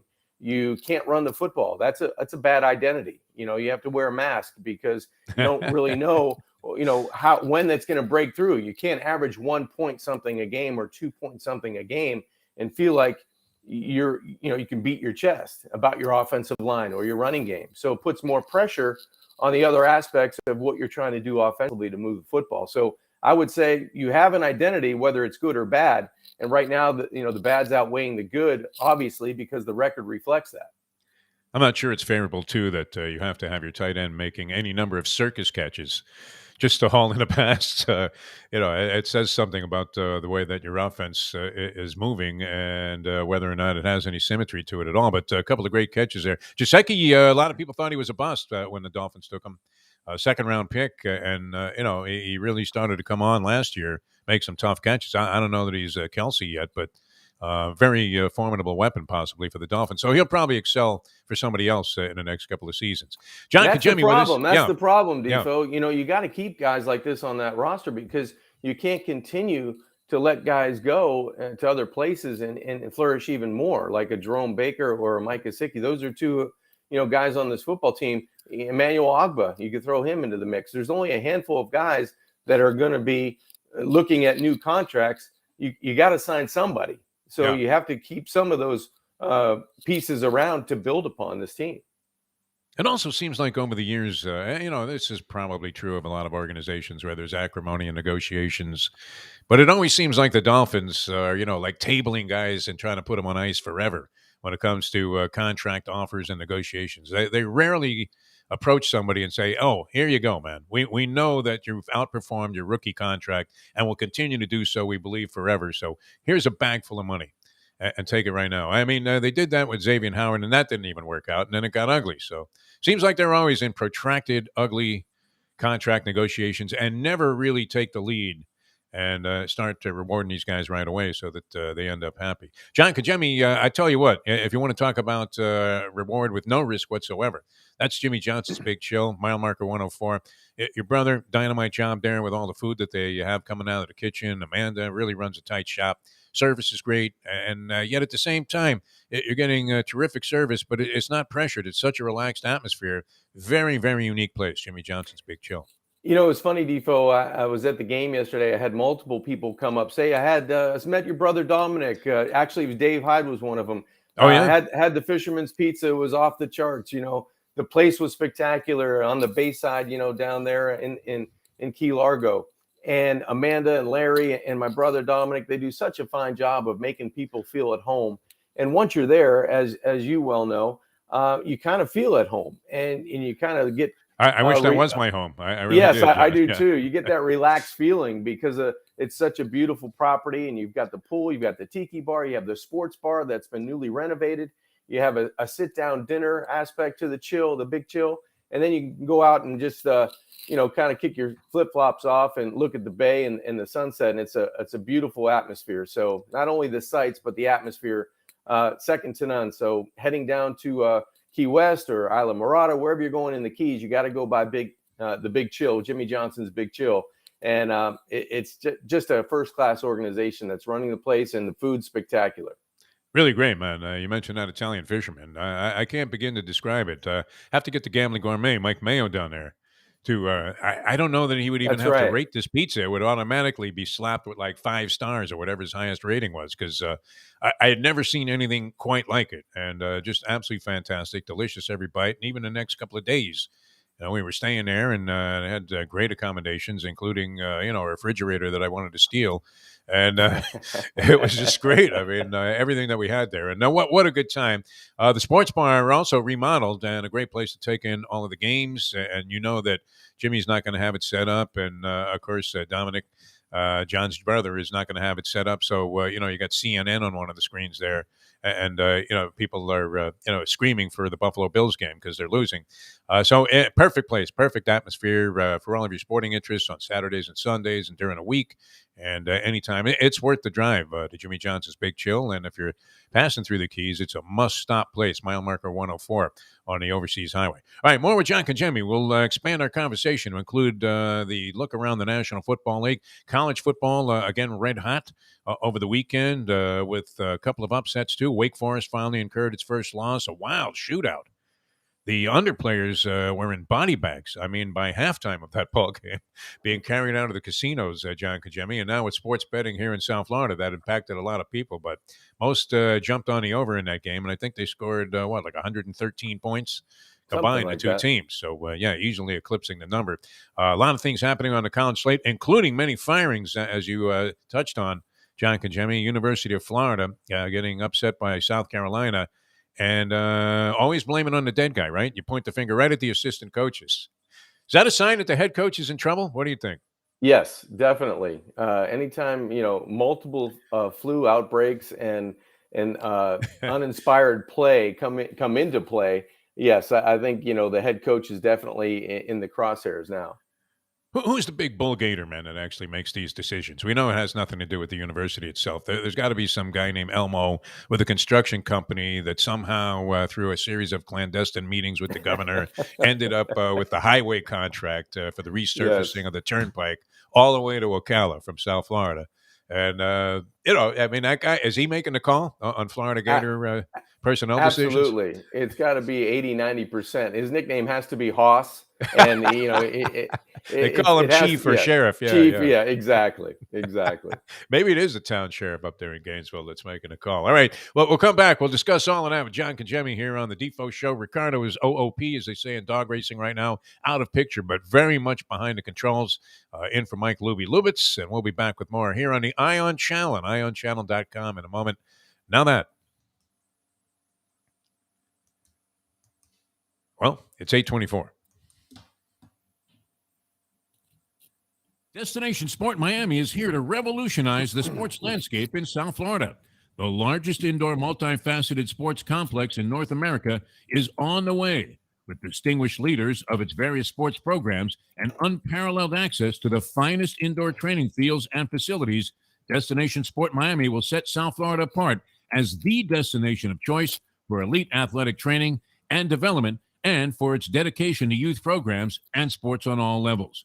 A phenomenal concept and a powerful undertaking, Destination Sport Miami will also be an important commodity in the sports business community as well. Destination Sport Miami, its time has come. Hey, folks, Tony Segreto here. What if I told you you could go to a great restaurant, feel completely safe because their COVID protocol is unmatched, have an amazing meal, have a great time? When the bill comes, you won't get sticker shock. You're going to say, that's too good to be true. No, it's not, because I'm talking about Texas Roadhouse. Great family atmosphere, great atmosphere for a couple, great atmosphere if you just want to go by yourself and watch a game and have the coldest beer in town. And while you're doing that, have the best bread in town.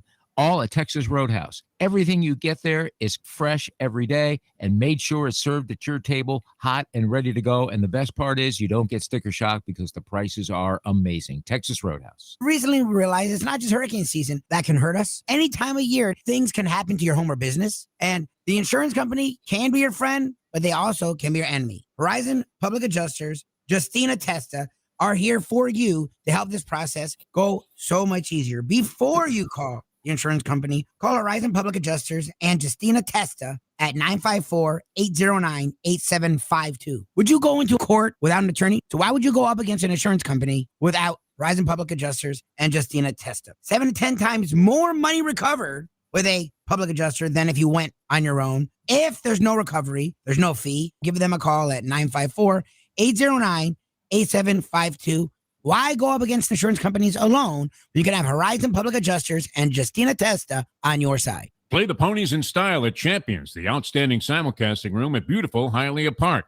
Yes, the grand old lady of thoroughbred racing has never been more vibrant, and you can wager on the races from the top tracks around the country while enjoying a cocktail at the Brass Rail Bar or any of the fine food served throughout the facility.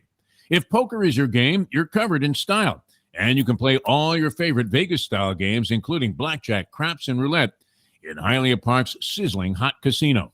Get a player's card when you walk through the door for all kinds of generous amenities, including our favorite, free play, when you come out to the ultimate casino and entertainment destination, Hialeah Park. These days, we're all looking for comfort anywhere we can find it. Thank goodness for Landlubbers Raw Bar and Grill in the Plantation location, because they are making sure you are as comfortable as possible. First of all, they're not only open for delivery and pickup. All you have to do is go to landlubbersbarandgrill.com for both pickup and free delivery. Their hours have changed a little bit. Monday through Thursday from 3:30 to 10, and Friday, Saturday, and Sunday from 11:30 to 10. You're going to have the best wings in the world. You're going to have a great burger. You're going to have their amazing soups. Again, Landlubbers Raw Bar and Grill. It's nice and easy. Just go to landlubbersbarandgrill.com for both your pickup and free delivery. Thank goodness for Landlubbers for making you always feel right at home. Hey, it's Mike Mayo, the Gambling Gourmet here for my friends over at Shenanigans Sports Pub. It's a great place to go to take in a game, a good meal, and a couple of drinks. My friend Patrick, he's been doing it a long time, and he's got 2 locations. West side is right across from TY Park in Hollywood. And then the east side location is at 1300 South Federal Highway in Dania Beach. Shenanigans is the place for wings, burgers, barbecue, fresh fish, anything you want, drink specials, late night dining, outdoor dining. It is the place to go, family friendly. Go to Shenanigans and tell them the Gambling Gourmet sent you.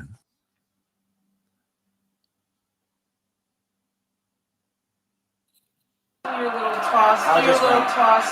Come on. Oh, that's it. Okay. That's it. Thank God. Don't do that. You idiot. Thank God. Thank God, please. There's nothing to do with God. We now return to the Defo Show.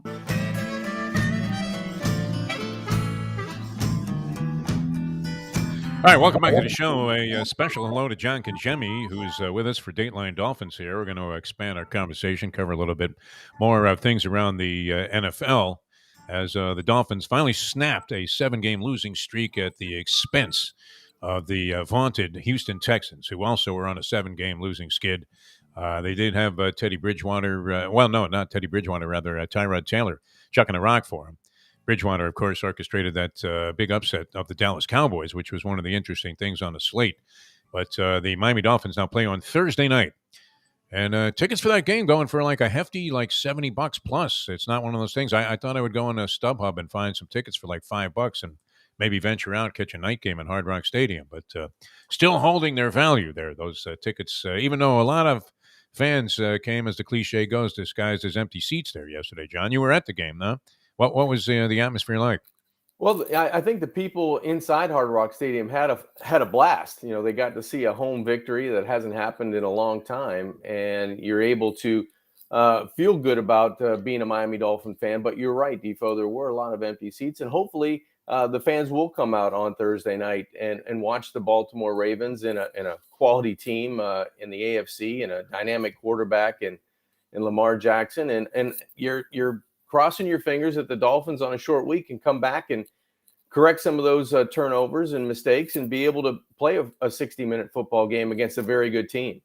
Yeah, I mean, even Ray Lewis could have stepped out on the field and been responsible for a turnover yesterday against the Miami Dolphins. So we'll see what happens against Baltimore, always represented by a pretty formidable defense under John Harbaugh on a Thursday night at Hard Rock Stadium. All right, here's a perplexing one for you, and a lot of people would break it into, the idea that the Patrick Mahomes that we used to see with those magical plays is just not making them anymore. But what would be the reason why the Kansas City Chiefs, I mean, in there against an offensively challenged Green Bay team, the whole Aaron Rodgers story was hovering over this game, a lot like a very solid stench. And then here's Jordan Love, who created part of the acrimony, or so people thought, because the Green Bay Packers had the nerve not to consult a player before they made a personnel move. In this case, maybe they owed it to Aaron Rodgers for all he had done for them to say, hey, Aaron, by the way, we're drafting a quarterback. Number one, is that okay by you?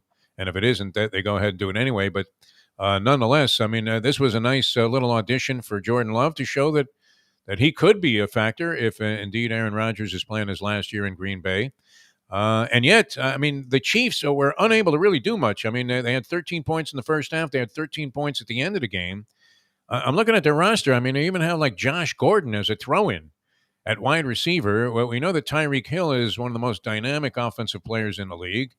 And Mahomes has been brilliant up until, I guess, the Super Bowl last year. And all of a sudden, I mean, they're floundering. They managed to scramble to become 5-4. But what is wrong there? Well, what do you see, John Congemi? What's so different from last year to this year with the KC Chiefs? Well, the turnovers and the amount of turnovers. I think they led the league last year in the fewest amount of turnovers and penalties and all those types of things once you're starting to play poor football without any consistency. And now this year they've given up the football at an astonishing rate. And I think that, that defense has been exposed a little bit, especially, the safeties in terms of being able, when they go to man-to-man coverage, they're giving up a lot of big plays against opposing teams. I think probably the best part of that game yesterday with the Green Bay Packers was the Packer defense. I thought the Packer defense kept the game relatively, a 2-score game for 58 minutes of that football game. And, Jordan Love did not help himself. And probably Aaron Rodgers, when he was talking about holding out and not coming, to camp on time and maybe not even playing for the Green Bay Packers this year, he probably had a front row seat, the best view of what the Packers would look like without him, and probably felt like he had a lot of leverage. And you could probably see a glimpse of that on display with Jordan Love getting his first start. Now, do I think Love will be better if he had to play in consecutive weeks or 3 weeks in a row or the remainder of the season? Probably yes, because he did show that quality at Utah State as a collegiate player. But boy, you could really see the drop off. It was huge yesterday in terms of getting the football out to the playmakers, because there were plays to be made there, and there were a lot of missed opportunities by Love and the Packers offense. It's weird, too, looking at Aaron Rodgers right now, and especially in that clip in the interview when he was talking about how, hey, don't blame me. I don't know what he had. What did he go to Whole Foods, get some split pea soup, and he thought that would help him fight off COVID-19? Yes. Not sure, but he looked like William H. Macy in that Showtime series that he's on. I mean, just looks disheveled and like a broken man. If you did not know that he was Aaron Rodgers, quarterback of the Green Bay Packers, you would probably hand a guy a sandwich and $5 and, tell him, here, find a place to stay and get yourself a shave. Well, you know what? He's his own man, he's kind of been that way for a long time. But this year, with the long hair and the beard and kind of the whole offseason was kind of not Aaron Rodgers like. You heard more about him and his squabbles and his how upset he was with management and the general manager and potentially the head coach or coaching staff. It's not a good. It's being your own man is one thing, but it's not a good look for the organization and for the Packers. And as long as he can get the guys around him to rally in the locker room, that's all that matters to him, obviously. And going forward, if he's able to play this coming week, I'm sure the rest of that locker room is going to embrace him because they want him, obviously, one of the best quarterbacks in the National Football League, to be able to get on a roll, because right now this was a football team that was separating in the NFC from the rest of the pack. And now with that loss, and if you bring one more stumble in the next couple of weeks, that lead is going to shrink. And now you bring more teams in with that potential for a bye week in the playoffs. Still admire the fact that he would get in a car and allow Danica Patrick to drive, even around town. So obviously fearless. It's kind of Bill Walton meets Dennis quality. Rodman. Yeah, in terms of his sort of distancing himself from any normal protocols you would associate with a quarterback. You were a quarterback. I mean, could you also afford to be a flake unless you had like the inherent Dan Marino type of ability, which Marino never was like this. And most quarterbacks that are successful seem to be very much plugged into the whole concept, like Brady was forever, that, hey, it's all about the team. It's not necessarily me, but he seems to be kind of aloof and off in another direction. Yet, it helped them win like 7 straight games from that disastrous start they had against the New Orleans Saints. I mean, nobody revels in the failures of the Dallas Cowboys more than I do, John Congemi. I don't know how you feel about the Cowboys. Not sure if you have any ties to the organization. Maybe you have a fondness for them because they were the one team that would hire Dave Campo as a head coach. But and they were playing stellar defense. I mean, that was all the conversation. A defense that was deemed to be the worst in the league as recently as like 2-3 years ago. Suddenly, it was a dynamo. I mean, purple people eater type capacity there, doomsday proportions, and they fall apart against Teddy Bridgewater and the Denver Broncos yesterday and get annihilated. Just when you thought, like with Cincinnati a few weeks ago, you thought the Cowboys were on a roll. What do you make of that? I mean, and Dak Prescott played in the game, which was a question mark up until, I guess, pretty close to game time. Well, that might have been the issue. Dak had injury a couple of weeks ago. He doesn't play in that, I think it was Sunday or Monday Night Football game. They end up winning in the end. And then he comes back, and I'm looking at the score as I'm perusing, at the Dolphin game, and I see 7, 14, 21, and there's a goose egg for the Dallas Cowboys. And I have to go back and see, is Dak Prescott actually playing? Ezekiel Elliott, thought it was a bye week, and he's at Ohio State watching those guys play. It was bizarre because it wasn't only the offense, it was the defense as well. And Teddy Bridgewater played lights out. And you would think, Denver losing one of their key components on defense, even though he might not have been suited up to play emotionally, they would have been a little, question mark why we're getting rid of a franchise type player on the defensive end. And they go out on the road and they just absolutely destroy the Dallas Cowboys. And it hadn't, I didn't get a whole lot of look at the game, but I would have loved to have seen when the cameras panned on Jerry Jones and the Jones favorite family in the box. Yeah. I would assume that's when you raise your glass and toast, right? It would be like him finding out that the franchise was worthless and that he didn't actually own the team because there was, some discrepancy in the paperwork when he took over, and he was now penniless. I mean, Bernie Madoff taking over his finances when he was still alive wouldn't have been a bigger disaster. I love seeing Jerry agonizing in the booth there.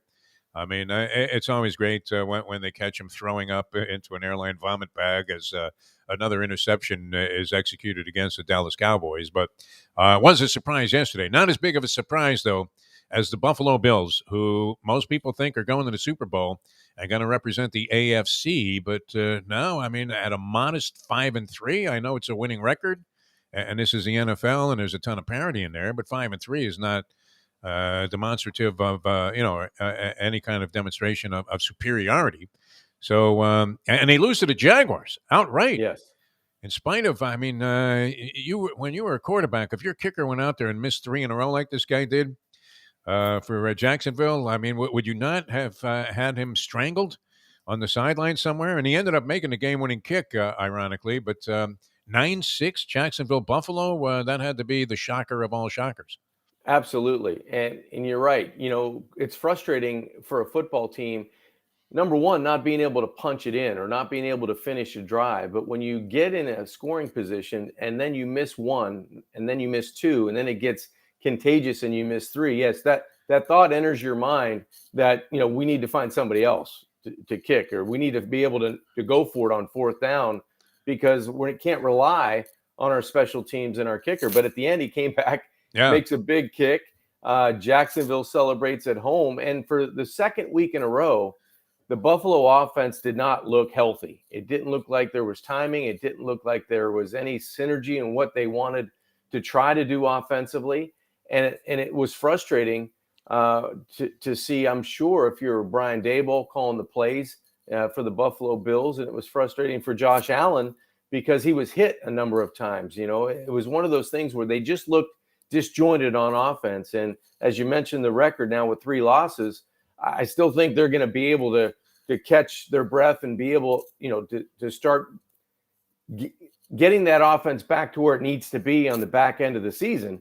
But you have to go back and look at the film, and you have to go back and make those corrections to say, where were we just 4 weeks ago, and how did we get so poor over 2 teams with the Dolphins and the Jaguars that have been allowing close to 30 points a game? You know, why are we in single digits? And it's not just missed opportunities or missed field goals, or it's mistakes, it's turnovers, it's offensive line play. It's a lot of things that add up. As we used to say, they couldn't score at a Heidi Fleiss pool party, which is an old reference, but nonetheless, if you walked in there with Charlie Sheen, let's face it, something good was going to happen for you there, at least so you thought at the time being. All right, more with John Congemi coming up here. We'll get into some college football. A lot of interesting developments there. I'm Jeff Deforrest. Ricardo is in for Mike Lubitz. Once again, a special hello from the entire staff there. They love you, John Congemi. And I don't know how you figured it out, whatever you did with your lighting, but all of a sudden you're far more suntan than you were on last week's show, which, what, were you out playing golf yesterday? Or I was. A marvelous day for it. I not yesterday, but Saturday all day. I was outside Beautiful playing golf. Out there. Yeah. Some people might not have called it golf if they were watching me, but I was out there enjoying myself. Machete. Yeah. Yeah, never mind the old 9-iron. All right, Ricardo's at the controls. We're coming back. We'll analyze some college football with John Congemi, Dateline Dolphins here on ION Channel. And don't forget, accommodations down there are very special at Jimmy Johnson's Big Chill. That's an interesting arrangement. You have to, I guess, go on a website, find out about availability, but that was absolutely spectacular. And one of those things that if you were going to go for like a couple's weekend or something, you actually had some people that you enjoyed being with socially, which, it's hard for us to find, the Mustang and me. But no, we have some people that we wouldn't mind going down there with. And it would be easy to share like one of those places. And then it would be very reasonable to do that. Oh, it's a beautiful place. I think there's 6 units, all around 3,000 square feet. And you can kick back and relax, and there's a lot of room. You have 3 bedrooms and a big common area, huge kitchen. The furniture, very comfortable beds as well. And then the views out on the veranda and the patio of the Bayside is just spectacular at Jimmy Johnson's Big Chill. It just adds to what they have downstairs with the sports bar, with the tiki bar, with the restaurant, with the pool area, anything that you want to do really to relax and just kick back and feel like you're at the best spot possible in South Florida and in the Keys. You can find it at Jimmy Johnson's. And then the food kind of puts that meter and pins it on red, because my brother does an excellent job of not only preparing the staff, but preparing just about anything you would like to eat. And the pizzas are off the chart. We always talk about the Fisherman's Pizza, but just about any combination, even a breakfast pizza, you can get that at Jimmy Johnson's Big Chill. Always great stuff. And special thanks, of course, to Deal Volkswagen, Gulfstream Park. Fine sponsors of the show, presented by Destination Sport Miami. And Jimmy Johnson's Big Chill, bringing you John Congemi. Some college football coming up here on Ion Channel in a moment. Now that. The time. It's 8:44. Since day one of Old School, we've had Catholic Health Services be part of our family. They are recognized as the quintessential rehab facility in the Southeast for strokes, but it goes well beyond strokes because Catholic Health Services is in the community of South Florida to help the community stay healthy. And if they're not healthy, get them healthy and get them back on their feet quicker than they could have ever expected. They do it every single day. It's step and repeat 24/7. Catholic Health Services. Destination Sport Miami is here to revolutionize the sports landscape in South Florida. The largest indoor multifaceted sports complex in North America is on the way, with distinguished leaders of its various sports programs and unparalleled access to the finest indoor training fields and facilities. Destination Sport Miami will set South Florida apart as the destination of choice for elite athletic training and development, and for its dedication to youth programs and sports on all levels. A phenomenal concept and a powerful undertaking, Destination Sport Miami will also be an important commodity in the sports business community as well. Destination Sport Miami, its time has come. The championship meet is right around the corner at Gulfstream Park. The only place for live racing, Gulfstream's action has never been hotter. Whether it's on the track, in the casino, or part of the dining and entertainment offered at the village of Gulfstream Park. Currently running Thursday through Sunday, Gulfstream's racing package is the best in the country, with all the top horses and people in the game pointing towards another tremendous winter season. Check out the remodeled first floor casino, open 7 days and nights a week, along with the many special events and concerts happening at Gulfstream Park. You can place your wagers from anywhere at firstbet.com. Check the calendar of events at gulfstreampark.com. Hey, it's Mike Mayo, the Gambling Gourmet here for my friends over at Shenanigans Sports Pub. It's a great place to go to take in a game, a good meal, and a couple of drinks. My friend Patrick, he's been doing it a long time, and he's got 2 locations. West Side is right across from TY Park in Hollywood. And then the East Side location is at 1300 South Federal Highway in Dania Beach. Shenanigans is the place for wings, burgers, barbecue, fresh fish, anything you want, drink specials, late night dining, outdoor dining. It is the place to go, family friendly. Go to Shenanigans and tell them the Gambling Gourmet sent you. Buy or lease a Taos and take it to the house at Deal Volkswagen. Anna and her team make your next VW purchase or lease so easy with new inventory rolling in daily and the biggest selection of certified pre-owned vehicles in the business. You can make your deal online at dealvolkswagen.com or visit the beautiful showroom in the classic location, 3601 Bird Road, right in the heart of the Gables. Or give Anna and the team at Deal a call at 305-448-DEEL. Jettas, Passats, Tiguans, Atlas models, and the hottest vehicle in the industry, the new Taos, all at unbeatable prices and all ready to roll off the showroom floor at the #1 Volkswagen dealership around, Deal Volkswagen. Are we all in stable but critical condition? Is that the way all life is, Lubie? In a like general, more figurative sense? Would you say you're in stable but critical condition? I believe you are right now. Probably. On the threshold of getting married in the early portion of 2021. Don't you think it's a little soon, kid? You barely notice woman. What are you We've doing? been together 4 years. Well, I guess you know enough. How much longer do you want her to put up with me? Is it you that's pushing for this? It's equal. We're both very happy and in love. It's very gross. Oh, my God. All right. It's a foreign concept. You have to understand where I'm coming from. 0 for 2 with a walk. And, right now I think I got a 3-2 count and marriage from 3. But, and only because of the benefit of a really poor call on a ball that was clearly right down the middle of the plate. You know, one of those Angel Hernandez calls. Get out of here. Enjoy your trip to work with lots of laughs thanks to Defo and Lubie. Now on the Defo Show. Welcome back to the show. Peeling yourself off the mat Monday here on the Defo Show. Ricardo in once again for the vacationing Mike Lubitz. Who knows what has transpired Where'd he go, in that Defo? relationship? Where did Lubie go? He went everywhere from Lisbon to Newark, and a European tour that he had planned for a long time when we were prospering in the radio business. And he didn't realize that we were going to be once again, which I probably see. You haven't had to do this as many times as I have, I don't think, John Congemi, because you've had a steady and well-deserved rise in everything that you've done in life. I mean, from your college days all the way into your professional career, and then as a broadcaster as well. Whereas I have had to start from scratch any number of times. In fact, that's going to be one of the working titles of my work biography, Jeff Deforrest, starting from scratch, because I've majored in it. So here we are. He had this vacation plan before he knew we were going to be, starting up a whole new project here, which I'm enjoying very much today. And we appreciate you being with us here on the show. John Congemi, Dateline Dolphins, brought to you by Jimmy Johnson's Big Chill. All right, have about 10 minutes left to get into some college football, and there was a lot to get to, John. So let's get right to it. And this was always a popular concept on sports talk shows when you were really hurting for something. And there was nothing compelling going on, and you go, "Hey, do we owe so-and-so an apology for implying that he couldn't coach your dog to eat meat?" And that's the way it kind of was. And there's always somebody that's in this category. In this case, it's been Manny Diaz for the last several years. But after suffering and incurring a couple of horrifying losses, this guy's rolling now, 3 in a row, including a win over your Pittsburgh Panther team, which came back and shellacked their latest opponent, like 54-3, something like that. What, they play UMass? I think it was Duke. Same All right, yeah. Krzyzewski was out with COVID. No, I don't know. I mean, whatever it was very impressive.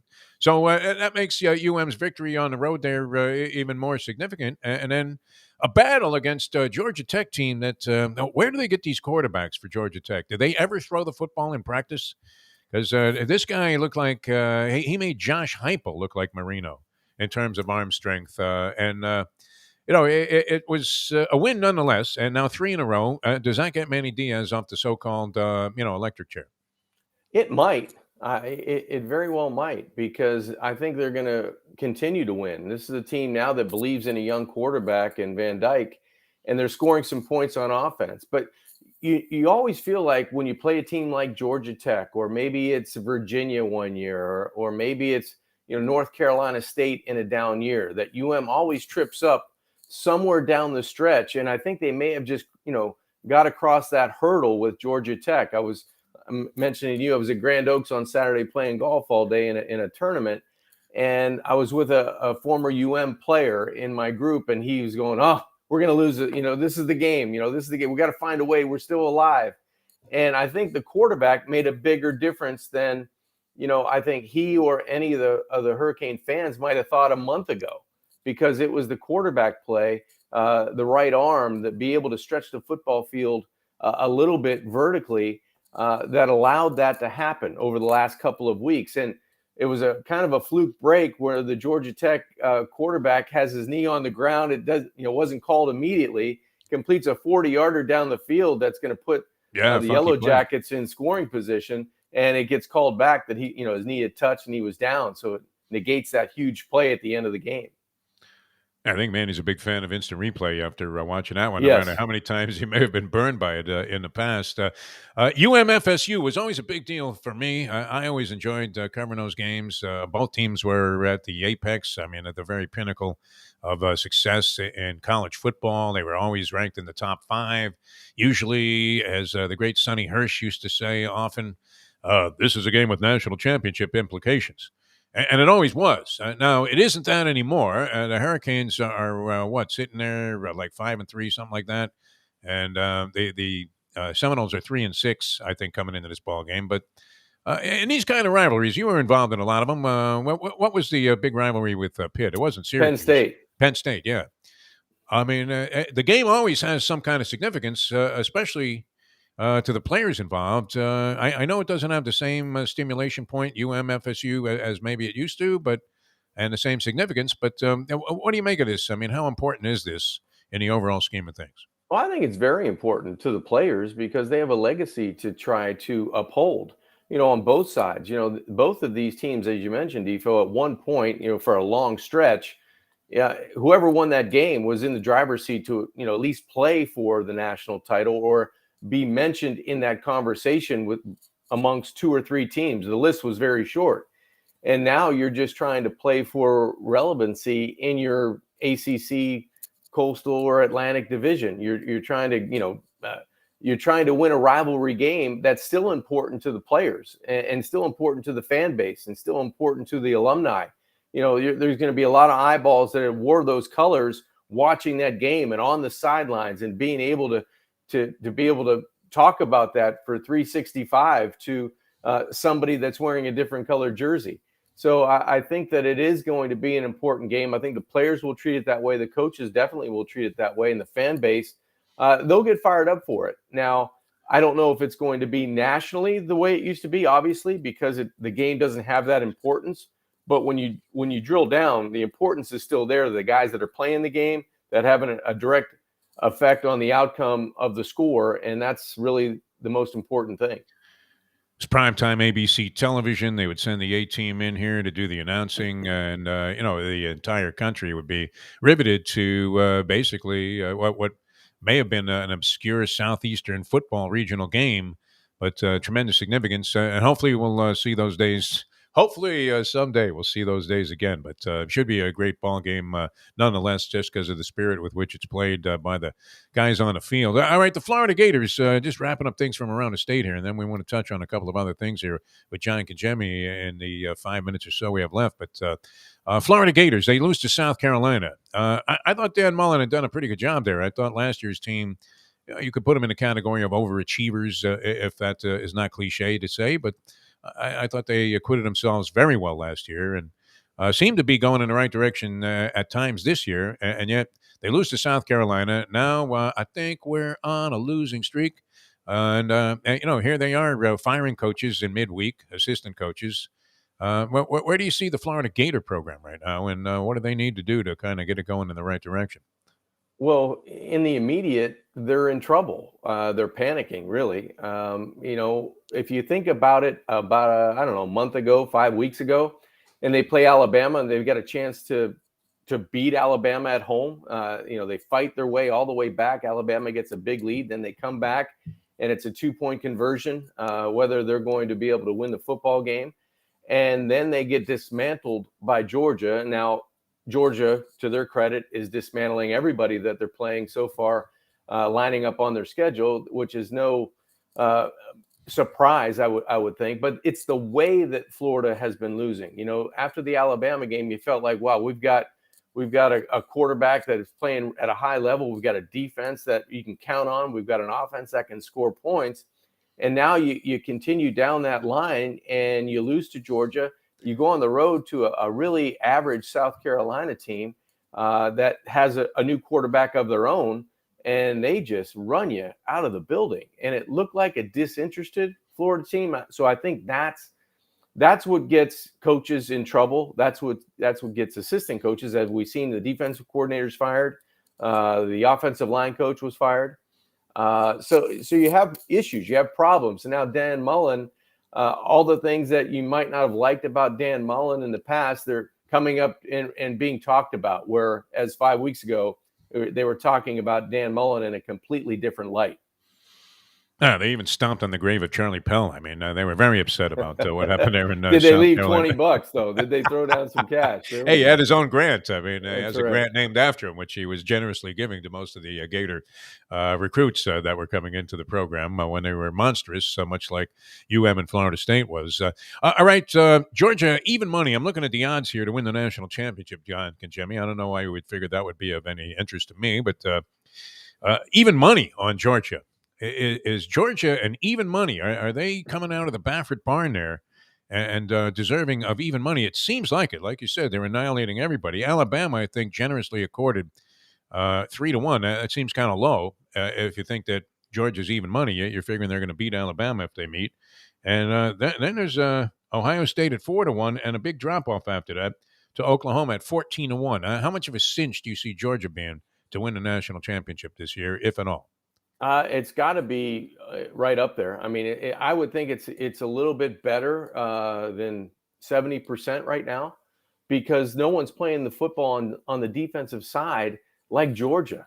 Georgia has been relentless, and it hasn't been a 3-week type of thing or a month that they played really good football. It's been every game that they've gone out and they've been able to outscore you and they've been able to shut you down. And that's, as much as offense is going to be talked about, and you're going to see all these highlights, it's defense that really is the heart and soul of your football team.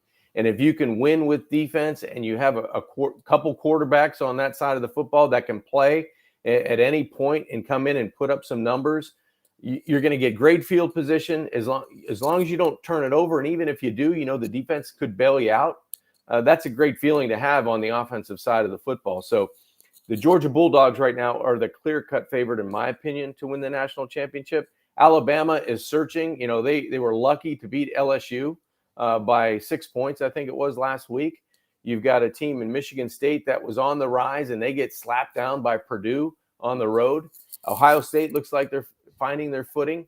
Oklahoma still scares me. I don't know, if they could go to sleep for 3 quarters and get run out of the building by somebody that's, probably of equal talent. So right now, Georgia, they're clearly at the top of the list, in my opinion. Wake Forest goes down to North Carolina. We mentioned that earlier, and Georgia remains a clear-cut number one, even money to win the national championship. John, as always, it flew by. I mean, it goes by too quickly for us to cover everything that was on the slate here today when it came to college and pro football, but a lot of fun as always. Jimmy Johnson's Big Chill. I know you're working on arrangements with the great Tommy Fox to put that deal back together, and Jack and the people at Ion Channel are hanging on, ready to invade the Keys with production trucks, cameras, and the kind of technical equipment and support that we've never seen before in all of our different ventures on radio and television, John. So looking forward to that. So hopefully we'll put that together and get down there to Jimmy Johnson's Big Chill. If we don't get there before, say, next week, make sure you make your plans to get down there as well, because it's a great place to hang out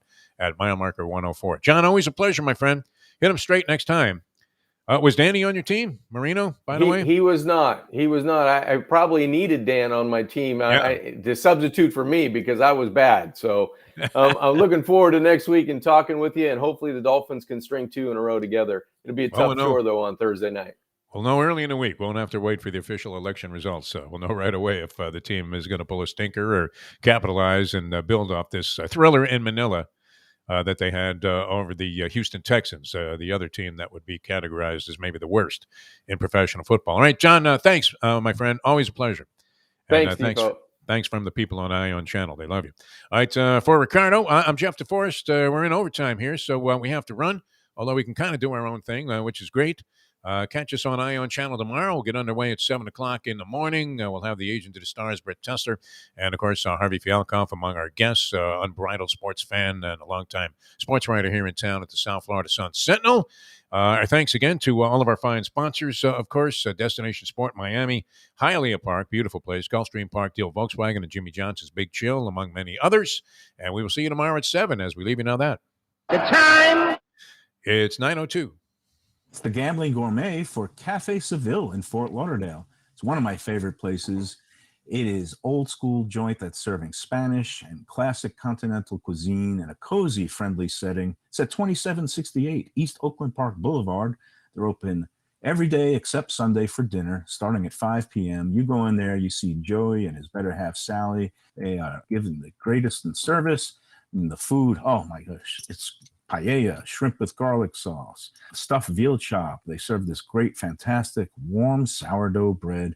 Go to Cafe Seville in Fort Lauderdale and tell them that the Gambling Gourmet sent you.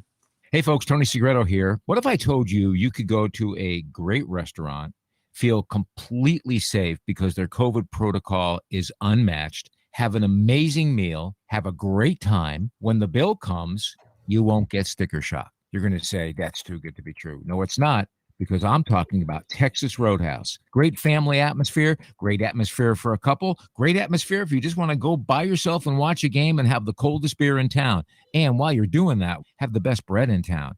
All at Texas Roadhouse. Everything you get there is fresh every day and made sure it's served at your table, hot and ready to go. And the best part is you don't get sticker shock because the prices are amazing.